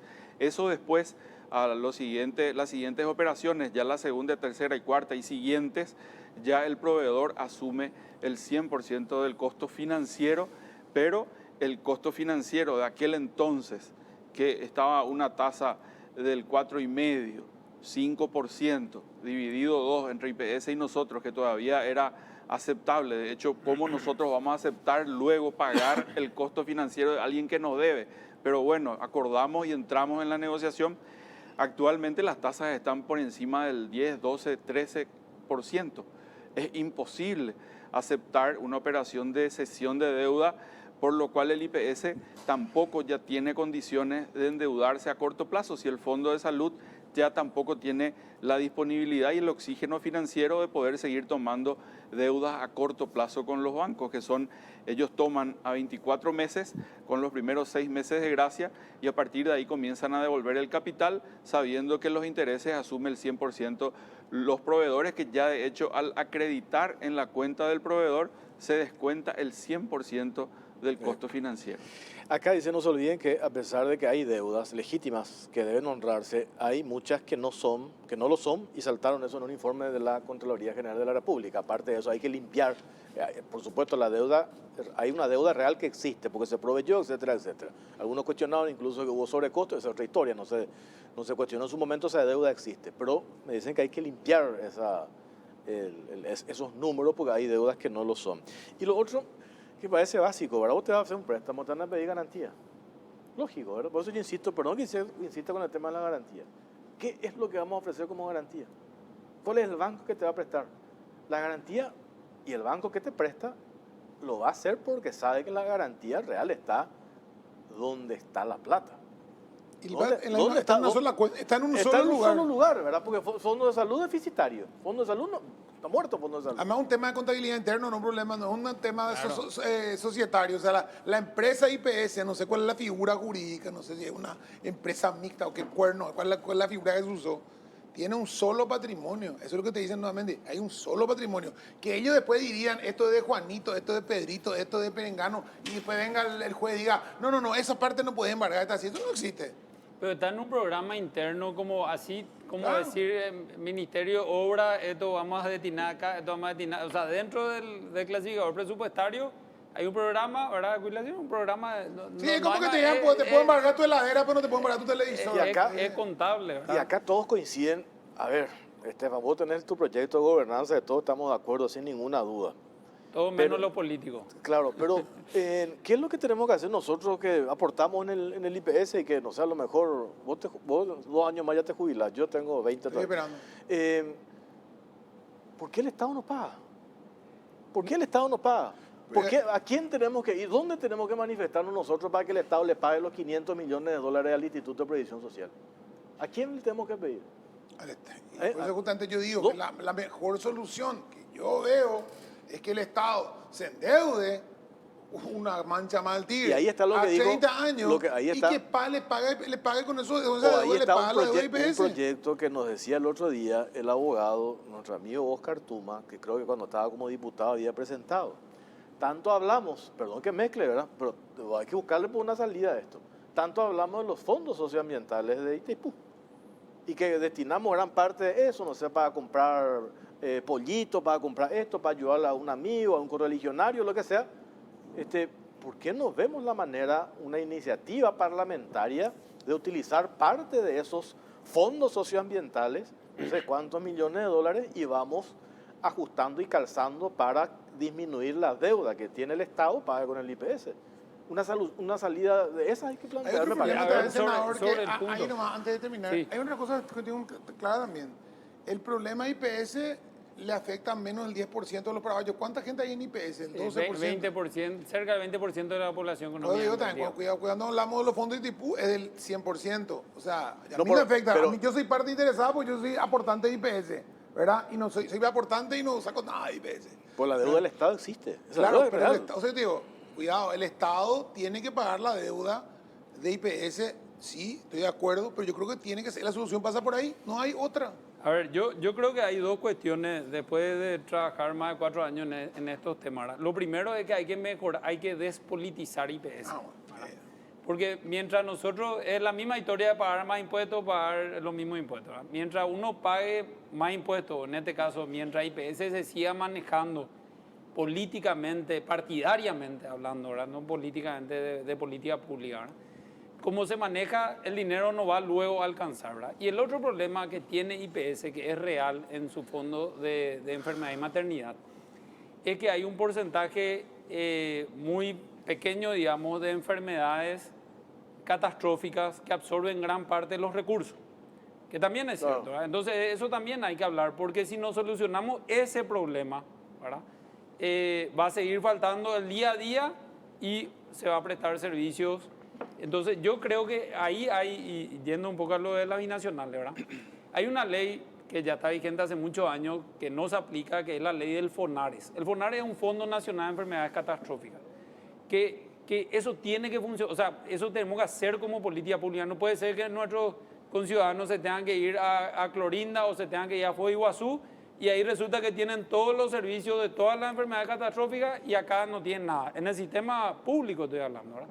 Entonces yo creo que el camino real de solución de IPS para que le alcance la plata, porque si no, no le va a alcanzar nunca, son dos, ¿verdad? Uno, que los consejeros dejen de ser electos todos por el presidente de la República de turno, porque al final le pone a todos los amigos de los políticos que están ahí, sea del color que sea. Y lo segundo es que el FONARES tiene que cubrir el tema de los servicios a la enfermedad catastrófica, dentro de IPS y fuera de IPS. Entonces IPS le va, ¿y cómo se fondea el FONARES? Gran parte se fondea a través de las binacionales. Las binacionales presentaron una acción de inconstitucionalidad contra la ley. Imagínate el absurdo, ¿verdad? Y dijeron, no, nosotros no vamos a aportar porque nosotros somos una binacional y la ley no me aplica, ¿verdad? Entonces esa es una batalla que inclusive cualquier presidente de la República puede decir, no, ahora tanta plata va al FONARES. ¿Cuánta plata necesitamos? 400 millones de dólares al año. Fondeemos el FONARES y que ningún ciudadano, esté o no en IPS, tenga que hacer pollada o inclusive mucho más, porque la deuda de enfermedad catastrófica son 100 millones, 200 millones, 300 millones. Eso va a descomprimirlo el IPS. Claro, si vos creas un fondo de 400 millones de dólares al año, de las binacionales, o de mejorar la calidad del gasto público, eso destinado directamente a todas las enfermedades catastróficas, oncológicas y demás, entonces IPS le va a alcanzar la plata, ¿verdad? Claro. Pero nadie parece que quiere solucionar de fondo y lo que se quiere es seguir con este tema y que siga habiendo la plata y que se siga malgastando, ¿verdad? Pateamos para adelante, algún momento esto va a explotar, ¿verdad? Mira, la salud no tiene color. Nosotros categóricamente decimos que es un problema que le va a afectar a cualquier gobierno de turno, por lo que, insisto, se tiene que armar una mesa técnica y se tiene que conversar de esto y por sobre todo el IPS. El IPS tiene que contarnos a todos qué es lo que quiere hacer, porque estamos en una situación, hasta se diría ya, de irresponsabilidad, porque al entrar en un incumplimiento de contrato, ya se habla de irresponsabilidad de la parte que recibe el servicio. Hay empresas que hoy reciben notas para ampliar el 20% del contrato y ya le dicen no, yo no te amplío el 20% del contrato, ya no quiero que me debas. O que se amplíe el plazo de vigencia del contrato. No, yo quiero cumplir el plazo y chao, hasta que vos estés mejor. Entonces la situación está grave, ¿verdad? Entonces ahora yo lo que me gustaría pedir, que estamos a puertas de que en el Senado se estudie el proyecto de ley del Presupuesto General de Gasto de la Nación. Ahí uno de los puntos a tratar como ente autárquico es el IPS. En el rubro de seguridad social está el IPS con sus ingresos y sus egresos. Yo creo que ese es el momento, pero perfecto, como para poder escudriñar, desnudar y que todas las autoridades técnicas del IPS manifiesten y que clasifiquen mejor también su presupuesto. Porque si ustedes hoy miran el presupuesto que está vigente, habla de 2 unidades nada más en el IPS, una unidad de Administración Central de Finanzas y la otra que le llaman Hospital Central. ¿Dónde está Hospital de Área Interior? ¿Dónde está Hospital de Área Central con todos sus rubros? Y si ustedes ven lo que se está ejecutando ahora del PGN 2022 y ven el PGN 2023, hay como un copy-paste en muchos rubros. Entonces, es como presentar nomás. Total, allá no hay gente que entienda y capaz me aprueben como me aprobaron históricamente y después yo armo el desastre que tengo que armar y eso hay que parar. Porque a nosotros nos importa hoy saber cómo se va a manejar esta situación para poder seguir sabiendo si aquí a X plazo vamos a poder contar con esta unidad de negocios en todas nuestras empresas que se llama Instituto de Previsión Social para venderle productos o para proveerle al servicio directamente. Es realmente delicado. Nos gustaría saber, nos gustaría que nos reciban en el IPS y poder tener clara esta situación, ¿verdad? El martes se trata. El PGN en el Senado. El martes, sí. Después en el otro bloque hablamos justamente con de este tema también con el presidente del Club de Ejecutivos del Paraguay. ¿Cuándo cobrarían ustedes? Y esto ya está, ¿verdad? Lo del préstamo. En teoría ya está en la ley, ¿verdad? Ahora tenemos que ver Tiene que promulgar el Ejecutivo que dijo que iba a promulgar. Ya el viernes el presidente ya dijo que lo va a hacer. Es. ¿Y en teoría cuándo? No tenemos idea, todavía no recibimos noticias, no fuimos convocados para que nos digan cuál es el plan de pago. cuál es el plan de acción. No tenemos nosotros realmente a hoy ninguna novedad al respecto. Ahora también desde mañana vamos a comenzar a hacer el correspondiente lobby para que nos reciban. La última reunión que tuvimos en IPS puntualmente recibidos por el presidente fue de todos los gremios en septiembre, en donde se nos dijo, septiembre, octubre y noviembre no van a haber pagos porque no tenemos rubro para hacer pagos y tampoco van a haber sesiones porque ya no nos da el margen. Entonces lo que estamos esperando es la definición de esta ley para que nosotros podamos convocarle a las empresas financieras que estén dispuestas a tomar la operación. No sabemos cuál es el plazo. Si promulgan el lunes, esto se va a acelerar porque tiene que salir la plata antes de las internas. Sí, pero lo que dice Carlos es interesante, ¿verdad? Esto tiene que estar en el PGN y no está. No sé cómo van a, o sea, no está este año, ¿verdad? Y si van a, yo estuve en la bicameral hasta el miércoles, ya en la Comisión de Hacienda y Presupuesto de la Cámara de Senadores hasta el miércoles, y esto obviamente no está, nadie sabía de este proyecto de ley. Este entró el miércoles en una extraordinaria de la Comisión de Hacienda y Presupuesto. Yo supongo que el martes ya en plenario van a decir, che, tengo que meter acá 250 millones de dólares, pero ya es enero, ¿no? Para el siguiente. Sí, O sea, para las generales. No entra más para la interna. Bueno, cerramos. Gracias, Carlos. Muy Por amable. favor, gracias por el espacio. Gracias al senador y yo insisto en que este es un problema de todos. Nosotros estamos en todos los gremios a las órdenes, a disposición. Tenemos información que nos compete a nosotros dentro de lo que hacemos para poder volcar al que necesita y poder saber, o sea, para poder decirle qué es lo que hacemos y a partir de ahí tomar decisiones que nos convengan a todos, ¿verdad? Al país. Gracias, Estefan.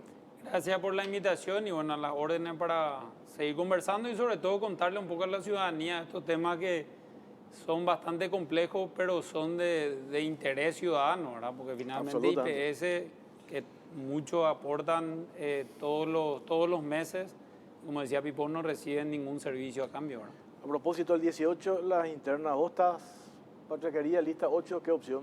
Opción 2, como candidato a senador nuevamente. Opción 2, candidato a senador, no. Perfecto. Hacemos la pausa, venimos enseguida.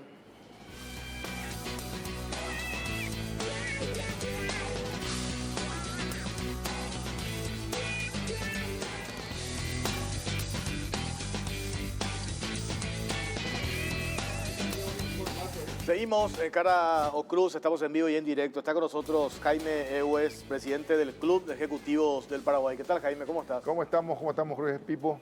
Muy agradecido de estar acá y bueno, tema muy difícil de tratar acá y la idea es poner un poco de luz en lo que se va a tratar a partir del martes en Senado, arranca la ley más importante del desarrollo del país y cómo los políticos encaran este desafío que tenemos, ¿no? Mirando al Paraguay 2023 en un contexto muy complicado que tenemos no solamente acá, sino a nivel mundial. ¿Qué es lo que le preocupa? Y básicamente yo creo que lo más importante que hemos analizado en el club, hemos trabajado mucho con la gente del Ministerio de Hacienda en intentar presentar un proyecto de ley equilibrado entre lo que creemos que pueden ser los ingresos, entendiendo todas estas crisis que hemos tenido, y los gastos que podemos tener, buscando que haya una convergencia de lo que nos llamamos ley de déficit fiscal. O sea, ¿cómo arreglamos este lío que nos generó el COVID? Pero lastimosamente entró en la comisión bicameral, después entró en diputados y ahí se fue la misma fiesta que tenemos todos los años, que parece que ninguno de los congresistas que está dentro del Congreso entiende la dinámica que este Paraguay tiene que parar de tirar plata en el Congreso. O sea, desde el Congreso tirar plata, porque digamos que la fiesta del Congreso es a pedido de diferentes lugares que están pidiéndole a cada uno, a su diputado amigo, que le subime el presupuesto acá, aumentame acá y te doy esto. O sea, lógicamente es un pago de factura, de favores. Claro, entendamos siempre, Pipo, que todos los años la misma dinámica. Y yo pienso que estamos en una ventana muy importante en estas elecciones, donde realmente vamos a comenzar a elegir los congresistas de una manera diferente de lo que hacíamos antes.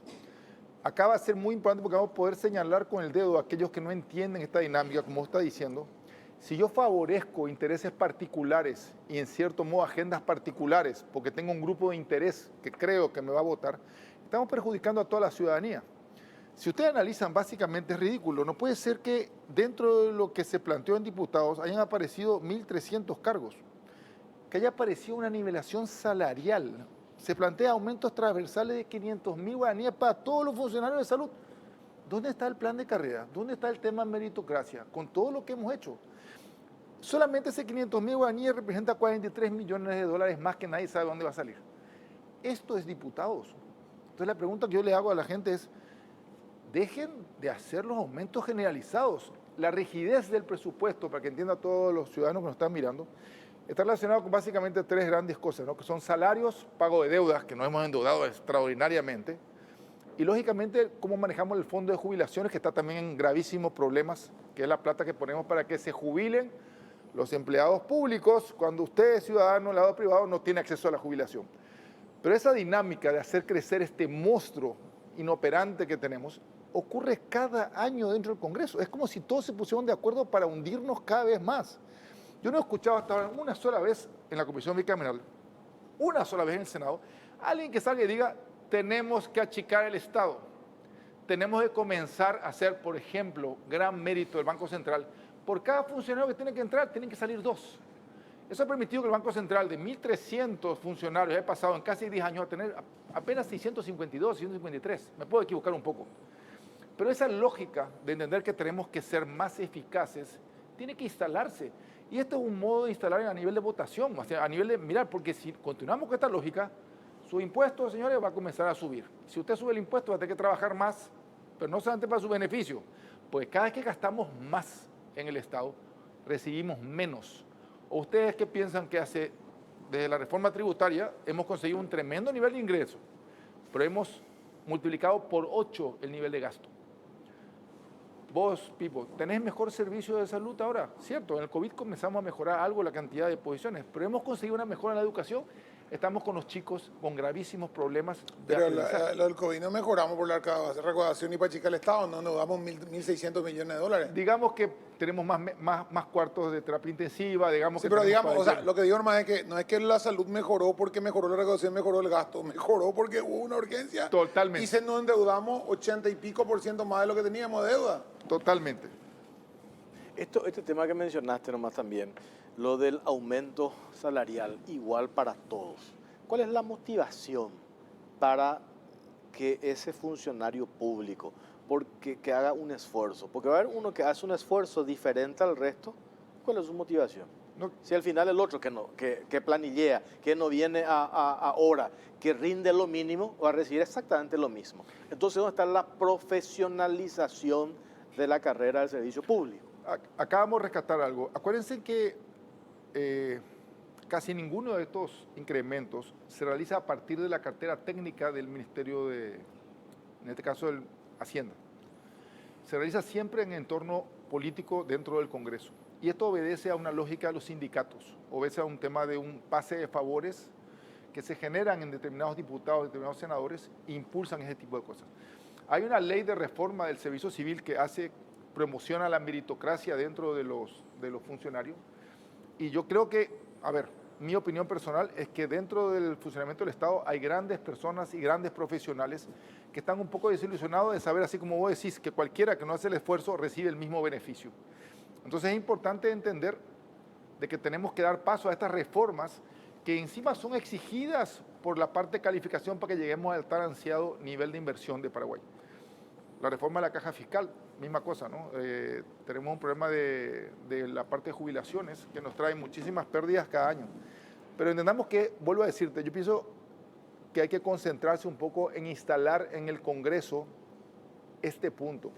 Tiene que cambiar la lógica de distribución de gastos. Y lo más desafiante por un lado, pero triste por otro, que el órgano que genera este problema todos los años es el único que puede conseguir el cambio. Entonces estamos hablando de una ventana de elecciones. Yo estoy instando mucho a mucha gente que cambiemos la modalidad de votación. Tenemos que dejar de votar a los de siempre. Estamos hace 20 años con grandes figuras políticas en cada partido. Acuérdense que Paraguay básicamente es un acuerdo entre dos grandes facciones políticas. Hay una tercera, digamos, que manejó en cierto modo algunas veces, pero son básicamente dos grandes partidos. Hay que comenzar a poner foco en cómo va a ser la renovación de esta gente, para que llegue gente más preparada, por favor. Dios mío, no se discute las Pero cosas técnicamente. inclusive ahí podemos estar de acuerdo, yo estoy de acuerdo mucho en lo que decís, pero también lo que ha entrado como tercero, cuarta, quinta, sexta parte, salvo acá el caso de Rasmussen que acaba de irse, ¿verdad? Pero hemos tenido gente que ha entrado y son tremendamente peores, que no son colorados, no son liberales, no son del Frente Guazú y son tres veces peores. O sea, no es una cuestión ya de partido, sino de conocer el currículum personal de cada uno y la historia personal de cada uno. Yo creo que pasa por ahí, ¿verdad? Totalmente, y esta es la primera elección que vamos a poder hacer eso, porque vas a poder votar a la persona. Entonces eso hay que rescatar y hay que incentivar a la ciudadanía que tenemos por primera vez esta gran opción. Pero vuelvo a decirles, hay que atender bien y hay que hacer la presión suficiente para que el Senado, mañana va a salir un artículo mío en Última Hora donde digo, algunas veces siempre digo que el paraguayo nunca retrocede, y si retrocede es para dar 2 pasos para adelante. El Senado tiene que retroceder porque necesitamos que el 2023 nos ayude. Va a ser un año complicado, le aviso, todos los analistas mundiales están avisando las cosas, entonces no podemos ser irresponsables, por Dios. El sector privado necesita recuperarse en el 2023, no toleramos más presiones, tenemos que ser mucho más eficaces con el gasto, entender esa dinámica. Yo te puedo asegurar que dentro de la estructura del Poder Ejecutivo hay iniciativas correctas de apuntar eso ahí, de los técnicos del Ministerio. Ellos están pensando en eso ahí, son conscientes del peligro. Están nomás contaminados con la cuestión política. Lastimosamente, como supuesto. siempre le digo a la gente, este fue el único gobierno que metió 5 y creó 5 ministerios.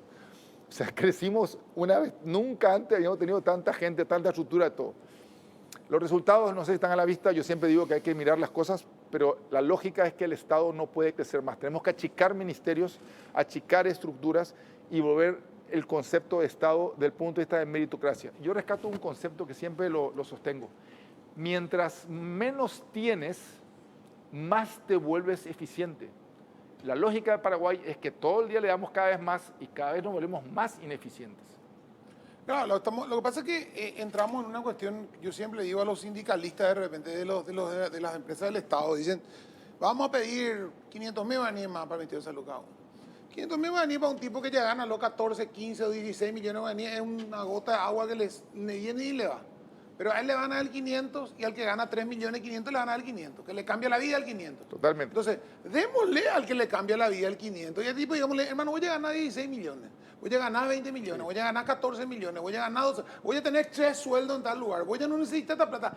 Pero no, vamos por todo, todos tenemos que recategorizarnos y todos tenemos que ganar más y todos tenemos... Entonces, no hay una cuestión de lógica ni siquiera en ese tipo de aumento. O sea, no sirve para nada, no le cambia la vida, pero en el gran mapa hace un agujero gigantesco. Sí, y que hay una realidad que yo le digo a la gente. Cada vez que Paraguay invierte, por lo menos pone dinero de lo que todos trabajamos para aportar nuestros impuestos, en cosas que nos van a retornar, son inversiones básicamente, o cambios estructurales que nos sirven para retornar más rutas. Puede ser el tema de hospitales, puede ser una mejor seguridad. Ahí vemos un impacto real que el ciudadano va a hacer. Cada que le subimos un salario a alguien del funcionario público, aunque sea correcto alguno que tenemos que hacer, no recibimos nada. Entonces la pregunta es, ¿cuál es la lógica que tenemos que tener? Eso es lo que quiero que entiendan. No puede ser que Paraguay tengamos ciudadanos de primera, que son los funcionarios públicos, y ciudadanos de segunda, que somos todos los que aportamos para que ellos tengan sus salarios.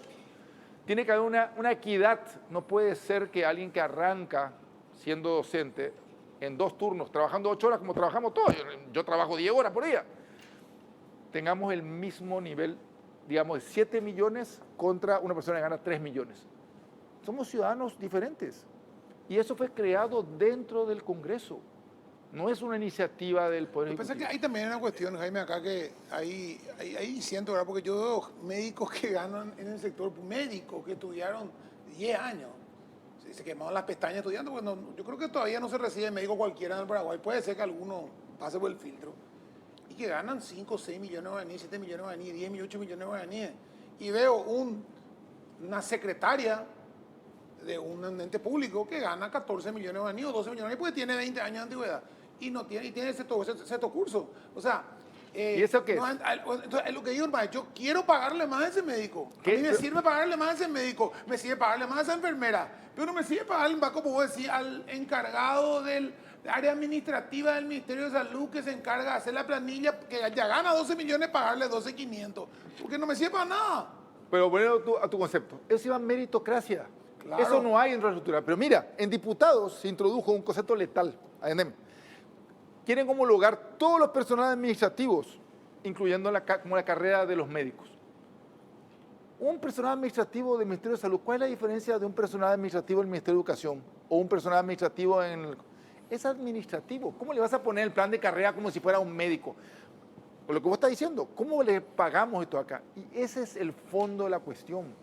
Pero tenemos que votarle a gente que entienda esto, no tenemos que dejar llevar al Congreso a gente que ni siquiera lee la ley, ni siquiera sabe lo que está pero votando. ahí no solamente, yo coincido, no solamente el Congreso, pero también tiene mucho que ver en la responsabilidad del Ejecutivo a la hora de designar quién está al frente del Ministerio de Totalmente Hacienda. de acuerdo. Nada de discutir. Yo a Llamosa lo respeto mucho como técnico, pues necesitamos además de ese técnico capacitado, porque tenga la capacidad de golpear la mesa. Estoy de acuerdo. Hoy no tenemos eso. Estoy de acuerdo. Hoy creo que tenemos un ministro de Hacienda débil, no sé si influenciado, manejado por el poder político totalmente, pero necesitamos a alguien que golpee la mesa. Y hoy me hablan también economistas, inclusive que estuvieron en el Ministerio de Hacienda, me dicen, hay un déficit que estamos escondiendo debajo de la alfombra. Y esa es una realidad. Hoy tenemos esta deuda, acá estamos hablando con IPS. El tema de la deuda de IPS, recién estuve 250 millones de dólares. Tenemos la deuda de los 400 millones de dólares con las empresas constructoras y seguimos haciendo licitaciones, anticipo el 30% antes de las elecciones. ¿Cómo se explica que sigamos haciendo licitaciones ahora cuando ni siquiera le estamos pagando a las empresas constructoras? El puente Chacoí está parado, 42 millones de dólares atraso. Ahí está, el puente Chacoí está parado. Y nosotros seguimos haciendo, el presidente hace su TikTok anuncio de que vamos a licitar la obra no sé dónde para que voten por su candidato a senador Bebito, Bebote, no sé, en Misiones. Sí. Entonces estamos liquidando esto. El que conquiste el poder el próximo año se va a encontrar con un drama tremendo, enorme. Y en el Ministerio de Hacienda se aprobó un préstamo para pagar a las empresas constructoras. Le llamamos a la gente de Hacienda, nos dice, depende del MOPC. Le llamamos a la gente del MOPC, nos dice, nosotros dependemos del Ministerio de Hacienda. Nadie tiene la voz cantante, nadie lleva la autoridad. Entonces, decimos, 100% de acuerdo. Hay una responsabilidad en la clase política en el Parlamento, 100% de acuerdo. Pues necesitamos un Ministerio de Hacienda también que tenga los huevos y tenga la capacidad de golpear la mesa cuando estamos haciendo esto que vos estás haciendo. Y aparte yo digo que hay mucho contubernio entre el Ejecutivo y el Legislativo, porque al final ellos mismos hacen el lobby para que se infle el presupuesto y después ellos van Así administrando. el que gasta la plata de la Claro. del Ejecutivo. Claro, Claro, porque yo ellos arman su plan de gastos, famoso y van ajustándose basados en lo que el Congreso les No hay tiró para ningún arriba. ministerio ¿verdad? que sea manejado por el Parlamento.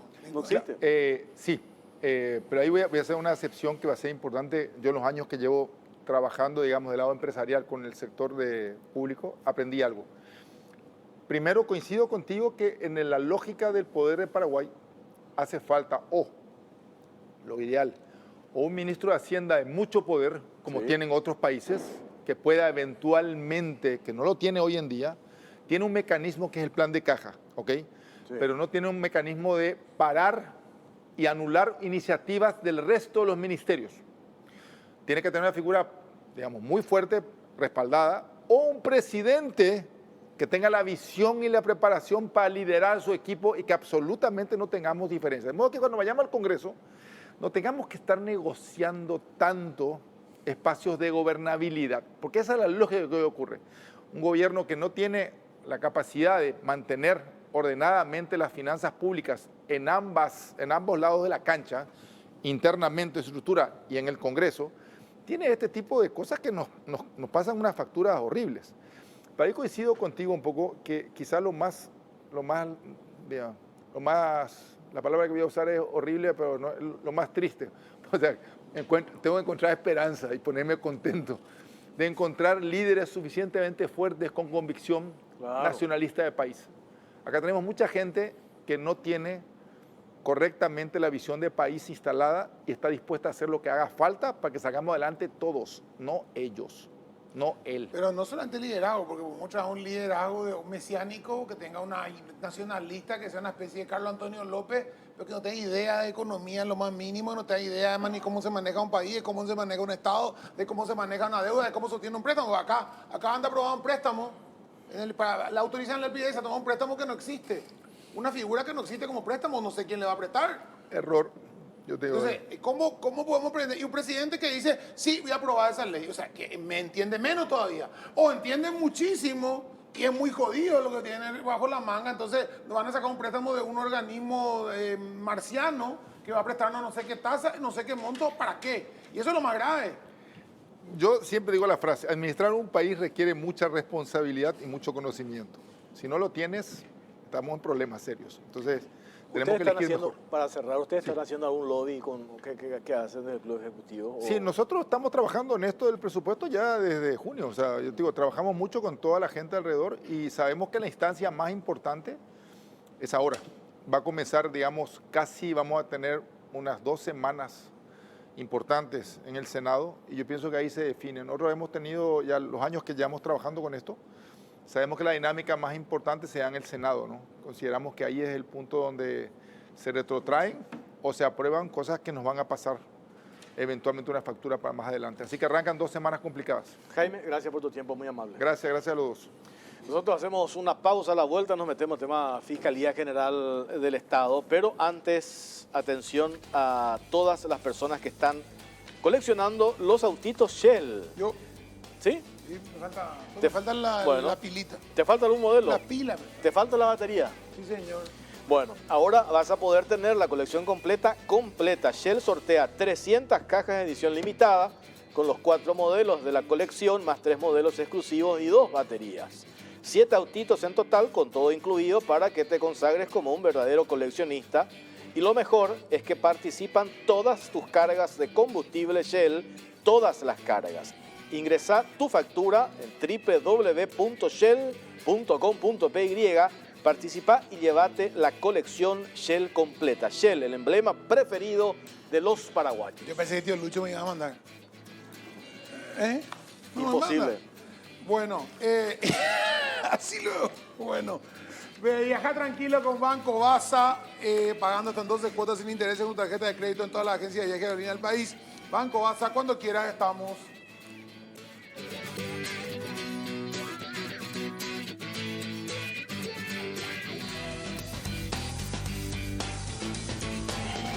Mucha atención con esta locura que nos trae Bristol, comprando cualquier televisor. Sí, si Brasil o Argentina sale campeón del Mundial. ¿Brasil o Argentina? No sé, hasta ahora no vi ningún equipo que pueda salir campeón del mundial de todos los equipos que hay.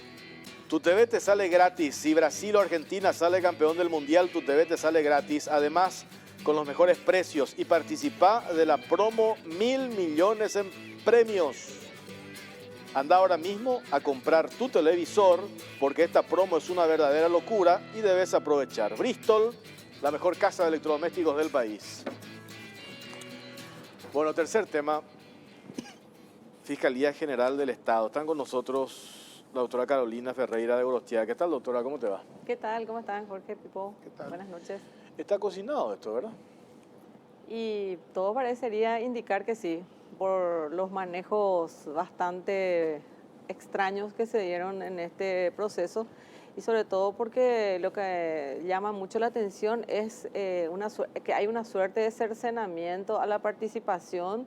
Se bloqueó a muchos candidatos por cuestiones intrascendentes y se privilegió a otros abiertamente. Claro, ahí está la cuestión, porque si yo te digo, bueno, vamos a venir todos los que venimos en saco blanco y vos no tengo saco blanco, tu saco cremita te queda afuera, pero él entra y hace un saco azul y se pasea. Y él tiene saco azul. Sí, adelante, doctor. Eso es lo que vimos, ¿verdad? Fulano, vos no entraste por un ceñito. Sí. O sea, tenés que demostrar después de cuántos años de abogado, perdón. 26 años. 26 años de ejercer el derecho, de estar en juicio y compañía. Me imagino que te han pedido alguna vez tu carnet de abogado para presentarte, ¿verdad? Y otro entró con un certificado del 2004 por la ventana. O sea, y nadie responde nada. Nadie dice no. Esto es porque el certificado 2004 vale, pero tu documento no vale. O sea, ni siquiera hay una respuesta. O sea, no importa. Y lo que pasa es que no es, o sea, el mismo proceso, luego yo creo que ya de un principio ya se organizó a través de un reglamento con la clara intención de ir descalificando. porque se abrió por 30 días el concurso y en esos 30 días indefectiblemente tenías que presentar los documentos.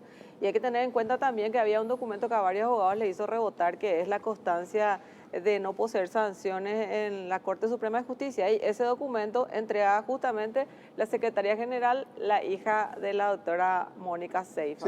Sí, pero él le pregunta, vos sos abogada, ¿qué podés hacer vos como abogada hoy ante esta cuestión totalmente irregular? O sea, te dicen, no, pero esto no es apelable supuestamente, pero creo que tiene que haber alguna garantía, tiene que haber algún recurso que vos puedas interponer hoy para decir, tiene que parar esto aunque te rechace después, pero tiene que parar, porque no puede seguir una cosa que tiene irregularidades evidentes.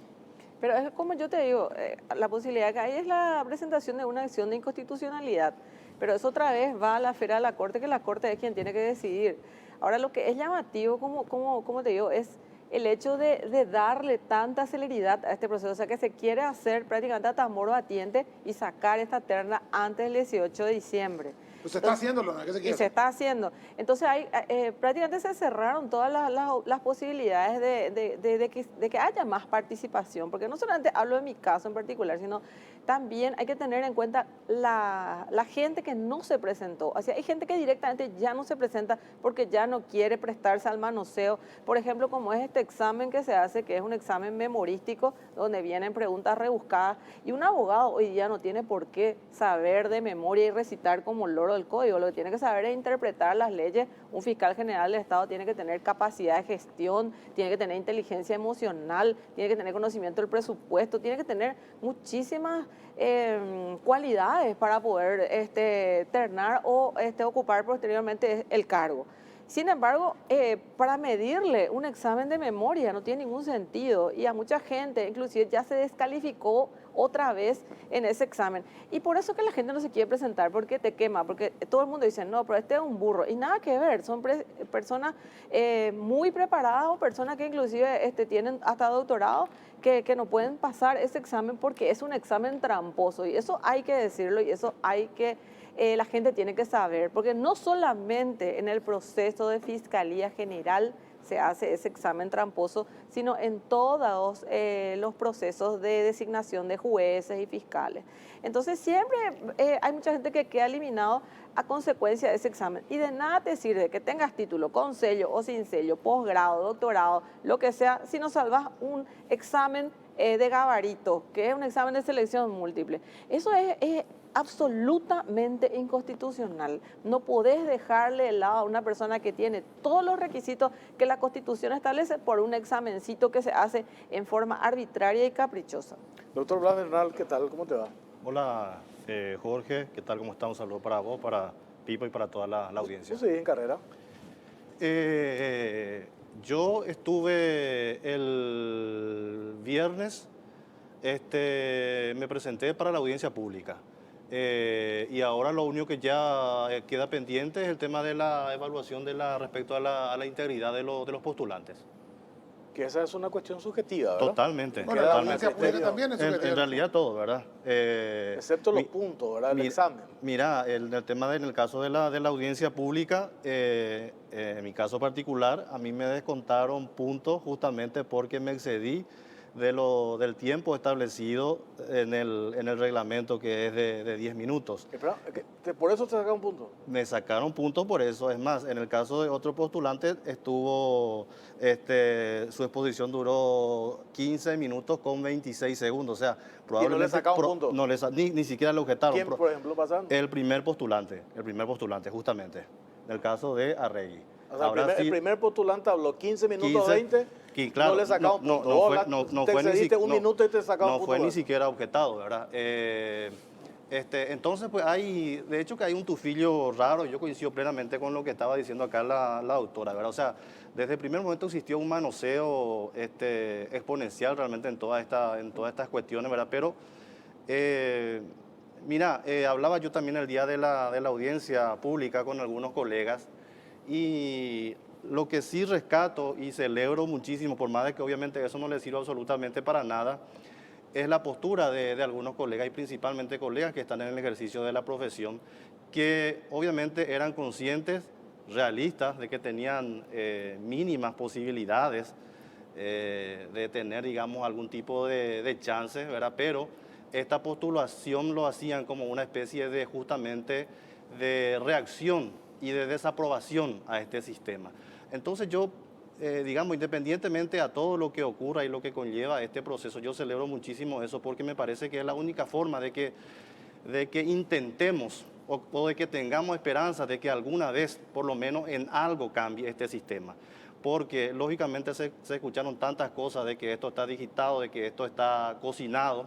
Incluso hoy estaba leyendo en uno de los medios que justamente uno de los consejeros, Jorge Bogarín, decía que existen muchas desprolijidades dentro de este proceso. Probablemente fue muy sutil, ¿verdad? Pero entonces eso y también otras cuestiones que más se suman a todo lo que conlleva este proceso de postulación. Entonces yo, por eso les decía, rescato la participación de los colegas, porque creo que es la única forma. Si decimos, reitero, si decimos que está todo cocinado esto, no nos presentamos, probablemente ni siquiera vamos a tener esperanza. Por eso este debate ni siquiera es nada pueden importante. demostrar. Nada. Hoy pueden demostrar, vos puedes tener pruebas, vos tenés una prueba contundente, ella tiene una prueba contundente, ahí la gente está a la vista. Claro. Las barbaridades que hicieron y que no dan ninguna explicación. Pues nadie te dijo, y este 15 minutos 26, no, ese no, porque nadie te explica que te mienta, mentime aunque sea, ¿verdad? Pero una arbitrariedad manifiesta, y no solamente eso, sino imagínate cómo le vas a evaluar por 10 minutos a una persona que va a dirigir una de las instituciones más importantes del país. Porque la Fiscalía General hoy en día es yo creo que es el cargo más apreciado y deseado. Y además no solamente eso, no por el hecho en sí, sino por el poder que tiene la Fiscalía y el poder político también que tiene, porque no hay que decirlo. Entonces, no es posible, ¿cómo le vas a examinar 10 minutos Pero a además, una persona? Es pero una ponele ridiculez. que sean, pero digo nomás yo, o sea, vos puedes poner las reglas, puedes poner el examen, como vos decís, es una ridiculez, porque yo veo gente ahí que tiene un puntaje altísimo y gente tiene un puntaje bajo, así, yo no puedo creer que el doctor fulano, ¿cómo decir? ¿Para qué tengo que saber de memoria el código, verdad? Pero ponemos unas reglas, vamos a poner unas reglas estúpidas, infantiles, que 10 minutos, si te pasa un minuto te descuento un punto. Claro, tú descontarnos a todo, cada minuto me paso un punto, listo. Hago 13 minutos, pero quiero hablar 13 minutos y yo sé que pierdo 3 puntos. Pues si yo sé que tengo que hablar en 10 minutos, hablo en 11, me descuentan 2 puntos, hablo en 15, no me descuentan nada, yo rompo todo, o sea, tipo futbolista, me voy a atropellar al árbitro. Y yo veo que de repente acá algo que hay que hacer es que algunos de ustedes tienen que tomar la iniciativa como parte perjudicada, porque a vos te perjudicaron de decir, no, yo me voy a la miércoles, me voy al tribunal, no sé, una vez creo que me dijo el tribunal de cuentas, puede ser, donde puede recurrir, porque... Al tribunal de cuentas sí, pero yo creo que directamente a la Corte habría que recurrir, porque el tribunal de cuentas hay mucha posibilidad de que se declare incompetente. El problema también, y eso es lo que yo veo como una cuestión más bien de hecho, no de derecho. Pero es una realidad que nadie se anima a enfrentarse al Consejo, especialmente los magistrados, porque el Consejo es el que se encarga finalmente de hacer la terna para que te confirmen o no finalmente. Entonces hay como un silencio y un temor también, y cada vez se va deteriorando más la labor del Consejo, cada vez se va politizando más, cada vez se va pervirtiendo más de su diseño original, porque su diseño original tiene, de hecho, es muy interesante, porque engloba diversos estamentos que puedan teóricamente, al hacerse con 8 miembros, ¿verdad?, debería haber sido mucho más democrático. Pero, por lo menos que sea un poco más decoroso. Pero ahora no se guarda ninguna forma. Entonces son esas reglas del juego las que son preocupantes. Y yo por lo menos de mi parte decidí tomar esa bandera y pelear por esa causa, porque que no es una causa fácil, porque no toda la gente se adhiere, o sea, la gente no se adhiere públicamente, sino te llama, te habla, pero no pueden, ¿verdad? Entonces es muy difícil pelear contra ese sistema, pero hay que hacerlo, porque así como vos mismo dijiste recién, si dejamos, como dijo el doctor también, si dejamos de presentarnos, porque pasa eso y es tremendo, porque en el año 2017, por ejemplo, el proceso duró más de 3 meses para la elección y se presentaron más de 100 candidatos. Ahora no se presentaron apenas 50 y de esos 50 les recortó a 15 personas por cosas sin importancia y ahora se recortó nuevamente por este tema del puntaje, se van quedando creo que 24. 24. Entonces De 53, 36, 24. se Sí. elimina la participación. Entonces, ¿cómo vas a elegir a las mejores personas más calificadas si vos cada vez vas poniendo más trabas, direccionando hacia justamente quienes aparentemente el Poder Ejecutivo quiere que sean? ¿Y por qué motivos quieren que sean? También sabemos por qué. Y ahí hay una cuestión, eso que dijiste, doctora, que me parece, creo que hablamos también acá con algunos candidatos. Esto iba a ser muy interesante si se presentaba la mayor cantidad de gente. Y yo valoraba y destacaba de quienes se presentaban, porque eso va a servir también para que ustedes sean las personas que expongan todo lo contaminado que está el proceso. Pero de esa lista son a lo mejor ustedes, los abogados independientes, litigantes, lo que pueden llegar a hablar. Un fiscal no puede salir a criticarle, por ejemplo, por darte un nombre, Mónica Seifert. Pues puede ser su jefa en 4 meses, puede ser su jefa, ¿verdad? Entonces, lo más probable es que el tipo se calle, ¿verdad?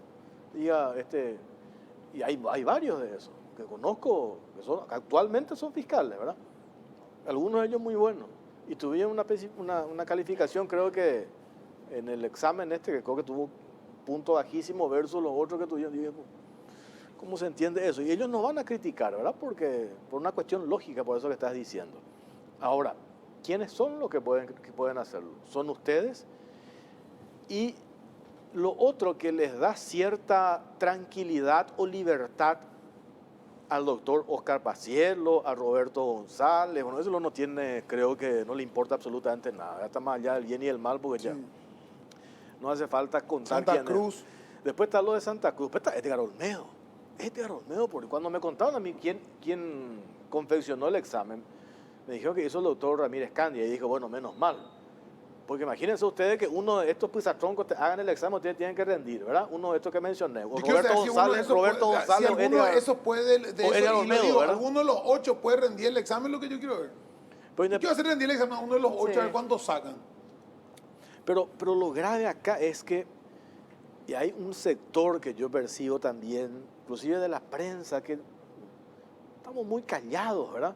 Y acá estamos, como decía la doctora Carolina Ferreira de Gorostiaga, uno de los cargos más importantes. Y hoy, ¿cuál es el reclamo que se hace de la sociedad, con razón o sin razón, de que queremos un ministerio público dependiente, transparente, sólido? Perdón, la ¿verdad? misma gente que estaba reclamando hasta Pero- hace una semana atrás, eso es la misma que está haciendo Trump ahora. Y es lo que te estoy diciendo, es Está lo que bravo. te estoy diciendo. Esas mismas personas, medios de comunicación, colegas, Que siguen hablando de la fiscalía. que siguen hablando de la fiscalía, calladito, esto se está cocinando, se está arreglando. Entonces, cuando el proceso ya está contaminado, ¿qué legitimidad puede tener el fiscal general del Estado designado o la fiscal? ¿Qué legitimidad? Lo primero que yo te voy a decir, ¿qué es lo que vas a decir? Vos si venís una terna cocinada arreglada, ¿Cuál Y sería el ese- y mérito? ese- ¿cuál sería el punto. mérito? Entonces, estamos matando, a lo mejor por una cuestión hoy de rencilla política, O de protección. estamos matando a una institución tan importante como el Ministerio Público. Ya Y le no- estamos lo liquidando con el tema por pase de factura, tema presupuesto. Sí. Tema presupuesto, algunos dicen, no le doy la ampliación presupuestaria de los 60.000 millones de guaraníes porque no le quiero a Sandra Quiñones. En realidad le están jodiendo a la institución. Sí, porque Sandra Quiñones se va en marzo Se y va, el se presupuesto va, empieza a se- ejecutar en febrero o marzo. Pero Por no eso. solamente a la institución, le perjudica a toda la ciudadanía, porque la fiscalía es el amparo y reparo ciudadano, porque vos tenés desde el momento que entra alguien a robar a tu casa o tenés un accidente o te pasa algo o hay algún problema, te vas a la fiscalía y la fiscalía no te da ninguna respuesta porque es el único órgano que puede perseguir los delitos. No está dando abasto porque no tiene la suficiente, probablemente, cantidad de funcionarios, no trabaja seguramente todas las horas que debería trabajar. Miles de problemas tiene la fiscalía en relación a la respuesta ciudadana y a la respuesta al combate a la criminalidad. La criminalidad le está ganando por goleada. Y resulta que acá se están peleando para ver quién puede entrar, porque hay que decirlo, la Fiscalía se volvió una agencia de otorgamiento de impunidad y una agencia de apriete, porque eso es en la realidad cotidiana. Una agencia de apriete, una agencia de imputarle a aquel que no me gusta o a aquel que me molesta, pero a quien sí hay que imputar y a quien sí hay que investigar, si es uno de los amigos no se lo toca, así nomás es. Yo por eso, te conté creo el otro día, y lo digo al aire, le encontré en un evento social, le encontré al doctor Oscar Paciello, y me decía él, yo te puedo asegurar que todo se está haciendo de manera transparente y estamos haciendo un muy buen trabajo. Y vos decís, bueno, podemos llegar a creerle, pero los hechos dicen totalmente Hablan otra solo, o cosa. sea, como te diga, estoy vestido, estoy en bola. No Los sé. hechos, Pero Paciello, lo que- justamente también sí. del tema de, discúlpame, sobre el punto de Paciello. Paciello, por ejemplo, en el caso de los documentos que le faltaron a René Fernández, a Rey, a Teresa Rojas, él dijo que era de público conocimiento, tal o cual cosa, y tapó con eso. Y en mi caso no era de público conocimiento, que yo era abogada. No, era de Y público lo de- conocimiento que la doctora María Victoria Rivas, Rivas ahí está, es claro. investigadora Sí, de o sea, una estamos hablando ONG. de un mentiroso pero descarado. Te dice, yo te garantizo tal cosa, no sé, en tu cara está haciendo. Entonces, digo Por yo, eso que te pasó es a así vos, nomás ¿no? va a ser, o sea, terminó, ya nos olvidamos, nos reímos nomás todo esto, decimos que es una anécdota, va a venir Mónica Seif, no sé, René Fernando, algunos de estos payasos a cargo de Marito a sentarse ahí, vamos a tener que aguantarle hasta que alguien le dé una patada en la nuca, lo saque del próximo gobierno seguramente por alguna cuestión, le hagan juicio político. Mientras tanto, hagan lo que quieran, porque no hay nada, no se puede hacer nada. Claro. O sea, no se le puede, ni siquiera, acá implicaría incluso hasta una sanción hasta los miembros del Consejo. Están violando la ley, son unos delincuentes. O sea, los miembros del Consejo están aprobando el que te dice, entra, no entra. Está violando la ley, Oscar Paciello, y sabe muy bien lo que está haciendo. Totalmente. Entonces, ¿dónde está la sanción para eso? No, yo lo que quiero porque soy miembro del Consejo. Me paseo desnudo, porque yo soy miembro del Consejo. No, Y el o sea, reglamento está encima de la Constitución. El reglamento hoy día está encima de la Constitución, porque el reglamento es el que hace, deshace y dice, este sí va a entrar, este no, poniendo estas trabas que son abiertamente pero además no funciona inconstitucionales. como reglamento, porque si me decís, Pero, cumplo el reglamento de rajatabla, bueno, una cagada el reglamento, pues cumplo. Pero si yo ni siquiera cumplo el reglamento, Sí. Pipo, mira, una cuestión más también para, probablemente tiene su explicación, ¿verdad? Pero yo particularmente no entiendo, ¿verdad? La Constitución Nacional dice que es para postularte al cargo de fiscal general del Estado tenés que cumplir ciertos requisitos. Vos podés, efectivamente, sos abogado, 5 años de ejercicio de la profesión, etcétera, etcétera. Pero eso incluso si vos tenés solamente, si cumplís, digamos, solamente esos requisitos, vos podés ser descalificado. O sea, el tema del examen no es eliminatorio. Pero vos te podés sí descalificar ya al momento de la postulación con la presentación de tus documentaciones, por más de que vos estés cumpliendo con el requisito que está establecido en la Constitución. todos cumplían. Sí. Todos cumplían. Todos cumplían. La Constitución cumplían todo. Sí. Y no está la Constitución, no, el reglamento No. hicimos nosotros no nos gusta. Entonces, yo no sé cómo se puede apelar a la Constitución y decir, señores, esto es una barbaridad, esta ley, no, este reglamento no sirve para nada. Señores, la Corte, bueno, y que se saquen la careta en la Corte y digan, nosotros avalamos la porquería que hacen en el Consejo de la Magistratura. Estamos contentos, nos gusta. A mí lo que me parece grave de toda esta exposición, ¿verdad? Que la doctora viene dando hace rato, ya te escuché el otro día, que normalicemos esto, ¿verdad? Sí, naturalicemos. Decimos, esto está cocinado. Estamos creados. Esto está cocinado y sí. ¿Dónde están estos escrachadores, estos que esos que se manifiestan, que nadie dice absolutamente Se vayan de lo de nada? frente a lo de Pacielo. Ya que se van a lo de frente, salen para allá a lo de frente, váyanse para allá a lo de Pacielo. ¿Cuál es el problema? Pues digo, O no, ¿cómo es que no está el viático. llegamos a normalizar una cuestión porque sobre todo quienes hoy son muy críticos, reitero, con razón o sin razón, hacia la actual administración. Entonces vos estos tendrían que ser, clase política y no política, los primeros celosos en que no repitamos el error de tener un fiscal que a lo mejor no responde a las expectativas de todos. Pues este es el momento. Porque después sobre hecho consumado ya estamos pendientes otra vez de la cuestión política, si tenemos o no tenemos voto en el Parlamento para llevar adelante un juicio político. Ya 4 veces se probó Pero acá, el no juicio salió. político no solamente eso, Jorge, el juicio político es pésimo, es tan desgastante Claro. y le quita tanta fuerza a la labor autoridad y exactamente a de la los labor. fiscales, sí. Inclusive lo que habría que hacerse, por ejemplo, es insistir en otras cuestiones de la ejecución presupuestaria, de dotarle de más En fortaleza. fortalecimiento de alguna Exactamente, instancia del Ministerio porque la Público. debilidad institucional es el problema que nos carcome Sí. como país. Y no solamente eso, en el ámbito de la justicia estamos en el lugar 138 de 140 países. O sea, detrás de nosotros creo que está Venezuela y no sé... Pero ¿y no un sería, país pregunto, de eso. doctora, ya que estás y sos la que habla y evidentemente le perdieron el miedo a hablar también ustedes, ¿verdad?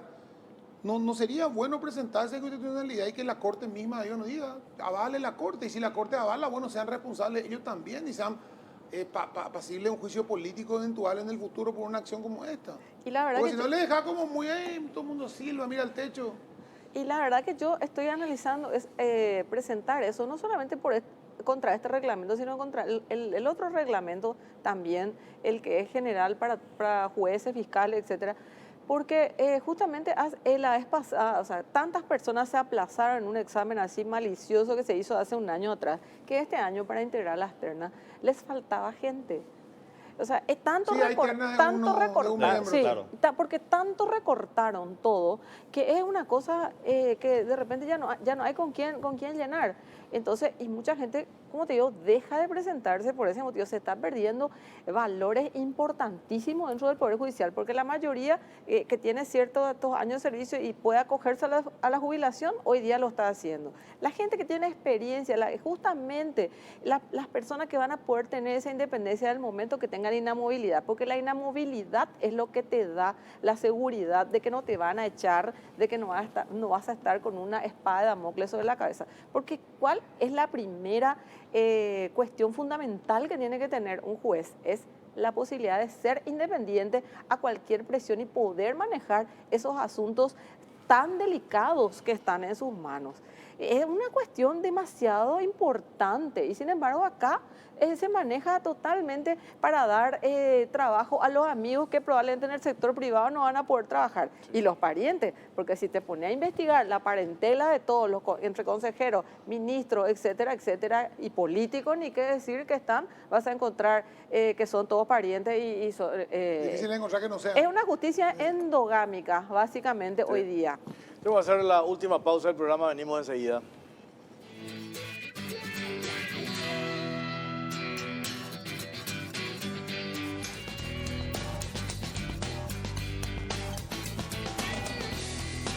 Tenemos 4 minutos, último bloque. Cuando todo esto está contaminado, porque hay elementos, ¿verdad? No es que uno presume, ¿verdad? Los hechos, como vos decís, están a la vista, ¿verdad? ¿Qué garantías tenemos de que ese famoso examen que rinden, eso no se filtró?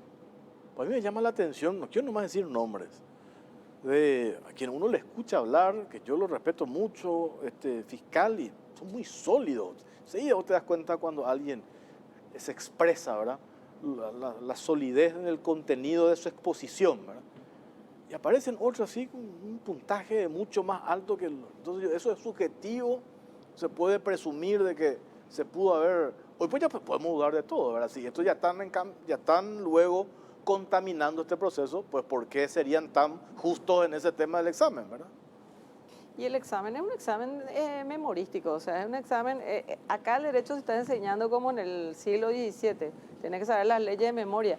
Pues lo que tenés que saber es interpretar, tenés que saber cómo aplicar al caso concreto, cuáles artículos vas a aplicar al caso concreto, tenés que saber cuál es la solución que vas a dar, la sentencia que vas a sacar. Eso es lo que se tiene que examinar, si esa persona maneja la interpretación de la ley, no Porque si sabe... si me él- imagino que eso que rendiste en el examen, rendiste en la facultad para recibirte. Sí, O sea, totalmente. no, si no, no te hubiera recibido. O sea, si te pido que sea abogado, ¿para qué te iba a preguntar? ¿Usted sabe qué dice la ley? Sí sé si yo rendí eso. Ah, bueno, pase. O sea, no sé, no le iba a preguntar a un médico, a ver, espérale un poco acá, fulano, a ver cómo operas. Supongo que puede buscar allí para la actualización del profesional, puede buscar una buena justificación a eso, ¿verdad? Pero lo que voy nomás es que, ¿qué garantías tenemos de que eso no se pueda? Nada. ¿Y cómo va a haber garantía con este circo? Una garantía, ni una sola, ¿verdad? garantía. Ni una sola cuando te quieren conducir, cuando te quieren acelerar un proceso. Ahí tenés el tema de la audiencia pública, que el otro día le dijimos acá a Jorge Bogarín. ¿Por qué hoy las audiencias públicas? Nuestra compañera Miriam Soilán decía, ¿por qué poca gente? ¿Y quién se va a ir cuando ya todo te indica que está arreglado? No concita ningún interés. ¿Cómo está el interés ciudadano? Dice, vamos, yo quiero escucharle a la doctora Carolina Ferrer, quiero escucharla a la doctora. ¿Por qué si vos ya está todo armado, cocinado? Y hoy vos tu problema no pasa en la fiscalía. Mi día a día, yo ciudadano, pasa por otro lado, ¿verdad? Quiero comer. Yo puedo tener un problema con él porque él me falló como fiscal en un caso, me dile, usted en tal caso, pero uno, a ver, dos que ya Claro, ahí. pero si vos sabes que está arreglado, ni siquiera me voy a perder tiempo, ¿verdad? ¿Y quién perdió puntos por eso? Hubo uno que dijeron, che, mira cómo le vino acá y fulano le acusó de tal cosa, le sacamos 5 puntos. No, pasó, corrió, siguió. O sea, ¿quién se va a una audiencia pública realmente? En serio, no existe. O sea, son figuras luego que no tienen sentido, ¿verdad? O sea, no, si hay denuncias que la transmiten ellos y que la manejen ellos, en todo caso, la audiencia pública es un circo para dar más puntos. Pero en esa misma Después otra audiencia... vez tenemos otra evaluación que esta es antojadiza. ¿Me gusta o no me gusta la cara de este señor? Y la verdad es que no me gusta ese color de su saco, le voy a poner 15. Y este no, este es el chongo de fulano. Este hay que ponerle 20 porque viene respaldado por el senador Mengano. Entonces... ¿para qué tenemos ese circo? Cierren el Consejo de la Magistratura, manden que el Congreso se presente a todo el mundo al Congreso, que tengan más votos en el Congreso, se les lea al presidente y el presidente elija a los tres, chao, al revés que sea, ¿verdad? Pero ¿para qué hacemos todo el circo del Consejo de la Magistratura? ¿Para qué se nombra? Se monta una estructura, cuesta una fortuna. ¿Para qué tenemos 8 varones de la justicia haciendo negocios del Consejo de la Magistratura? Simplemente para eso, para crear nuevos cargos de poder. Es un manoseo también al prestigio de algunos, ¿verdad? Esa exposición, Sí, porque te totalmente. postulaste, después quedaste fuera. O decirle, por ejemplo, a la doctora, yo le respeto mucho, a María Victoria Rivas, ¿verdad? Sí. Reconocida por organismos internacionales, admitida por la Organización de Estados Americanos, y acá le dicen, no, espera un poco, nosotros no podemos aceptarte porque no tenés, no sé qué cosa le pidieron ahí a Le ella. falta el informe que tiene que enviar la hija de la doctora Mónica. Pues imagínate. Justamente. ¿Cuál tendría que ser el espíritu del Consejo de la Magistratura? Vengan todos, Y participen. la doctora Seifert, participen. pero la abogada Seifert debería tener el decoro de decirle a su hija, che, no se te ocurra cajonear a ninguno porque quedó mal yo, ¿verdad? Pero ¿qué decoro va a tener? O sea, ¿a quién le pedimos decoro? Obviamente, bueno, entonces, si es pues me decía la otra vez, me escribía una abogada, me decía, fulano de tal tiene que renunciar al ministerio, escribió una colega de usted, y le digo, me dijo, sí, pero usted le tiene que renunciar 6 meses, 180 días antes de la elección general. Pero por lo menos por ética. Ética y fulano de tal o fulano de tal, la ministra no pueden ir en la misma frase. Y bueno, ética y lo mismo que Consejo de Magistratura no pueden ir en la misma frase. Mónica Seifert y ética no pueden ir en la misma frase, no tienen ética, la mínima ética no tienen. Renuncia al Consejo para ser candidata del presidente, para sabiendo que es caballo del comisario, permite que se hagan todas estas variedades, su hija maneja otra vez en la corte, ¿quién te da? No te doy porque me va a perjudicar a mi mamá. Estamos todos locos. Pero después vienen los otros, es muy nuestro acá, ¿verdad? Esto es por último. Ustedes siguen en la profesión, ¿verdad? No sé, vos le cuestionaste a uno, le cuestionaste al otro, pues viene el pase de factura para ustedes. Porque, ¿verdad? Para un caso que llevan ustedes, viene un fiscal, ¿verdad? Puede ser en un programa dijo tal cosa de mí. Vamos a cajonearle o vamos a salirle en contra. Así funciona, ¿verdad? Entonces como que todo esta estructura, este esquema, como que nos acomodamos todos, probamos atacar, después retrocedemos y ahí digo, y el principal problema en nuestro país, es cierto, pasa por la clase política, pasa por la mala gestión del presidente de la República, por la irresponsabilidad del presupuesto en el Parlamento y el Poder Judicial. Y el Poder Judicial, ahí está la podredumbre, del Paraguay está en el Poder Judicial, la mafia en el Paraguay está en el Poder Judicial, que ahora algunos se escandalizan que están saltando algunas cuestiones que en realidad se escandalizan no porque quieren depurar la justicia, porque quieren acelerar un proceso de vacancia en la Corte Suprema de Justicia para usar como herramienta de negociación. Yo te doy la fiscalía, vos me das un cupo en la Corte Suprema de Justicia. Entonces, dejémonos Claro, el poder. totalmente. O sea, digamos que no se condena las prácticas corruptas, sino lo que se condena son la ausencia de oportunidades que se tienen en esas prácticas. Lo que decía vos, ¿verdad? Se está naturalizando todo y estamos llegando a un extremo de que como sociedad sencillamente ya no se cree absolutamente en nadie ni en nada, ¿verdad? Y justamente por todo este manoseo que se está experimentando. Por eso nosotros, en mi caso particular, como abogado en ejercicio de la profesión, todavía quiero creer y quiero tener esperanza todavía en que este sistema pueda ir cambiando alguna vez y yo creo que tiene que ser verdaderamente esa posibilidad, asumiendo un compromiso y también un protagonismo real dentro de esta postulación o dentro de estas presentaciones a los cargos que se hacen, ¿verdad? Creo que es la única forma y abogamos también porque dentro de lo posible y lo que queda todavía, digamos, de este proceso se puedan reencaminar las cosas y que realmente todo lo que se pueda definir y decidir, ojalá sea producto de un verdadero compromiso social, compromiso con la historia y compromiso realmente con el país. Yo creo que todos nos merecemos eso. Totalmente. Gracias, doctor. Muy amable. Muchas gracias a doctora. ustedes. Muchas gracias. Gracias. Nos reencontramos mañana en Radio 1. Gracias por acompañarnos. Buenas noches.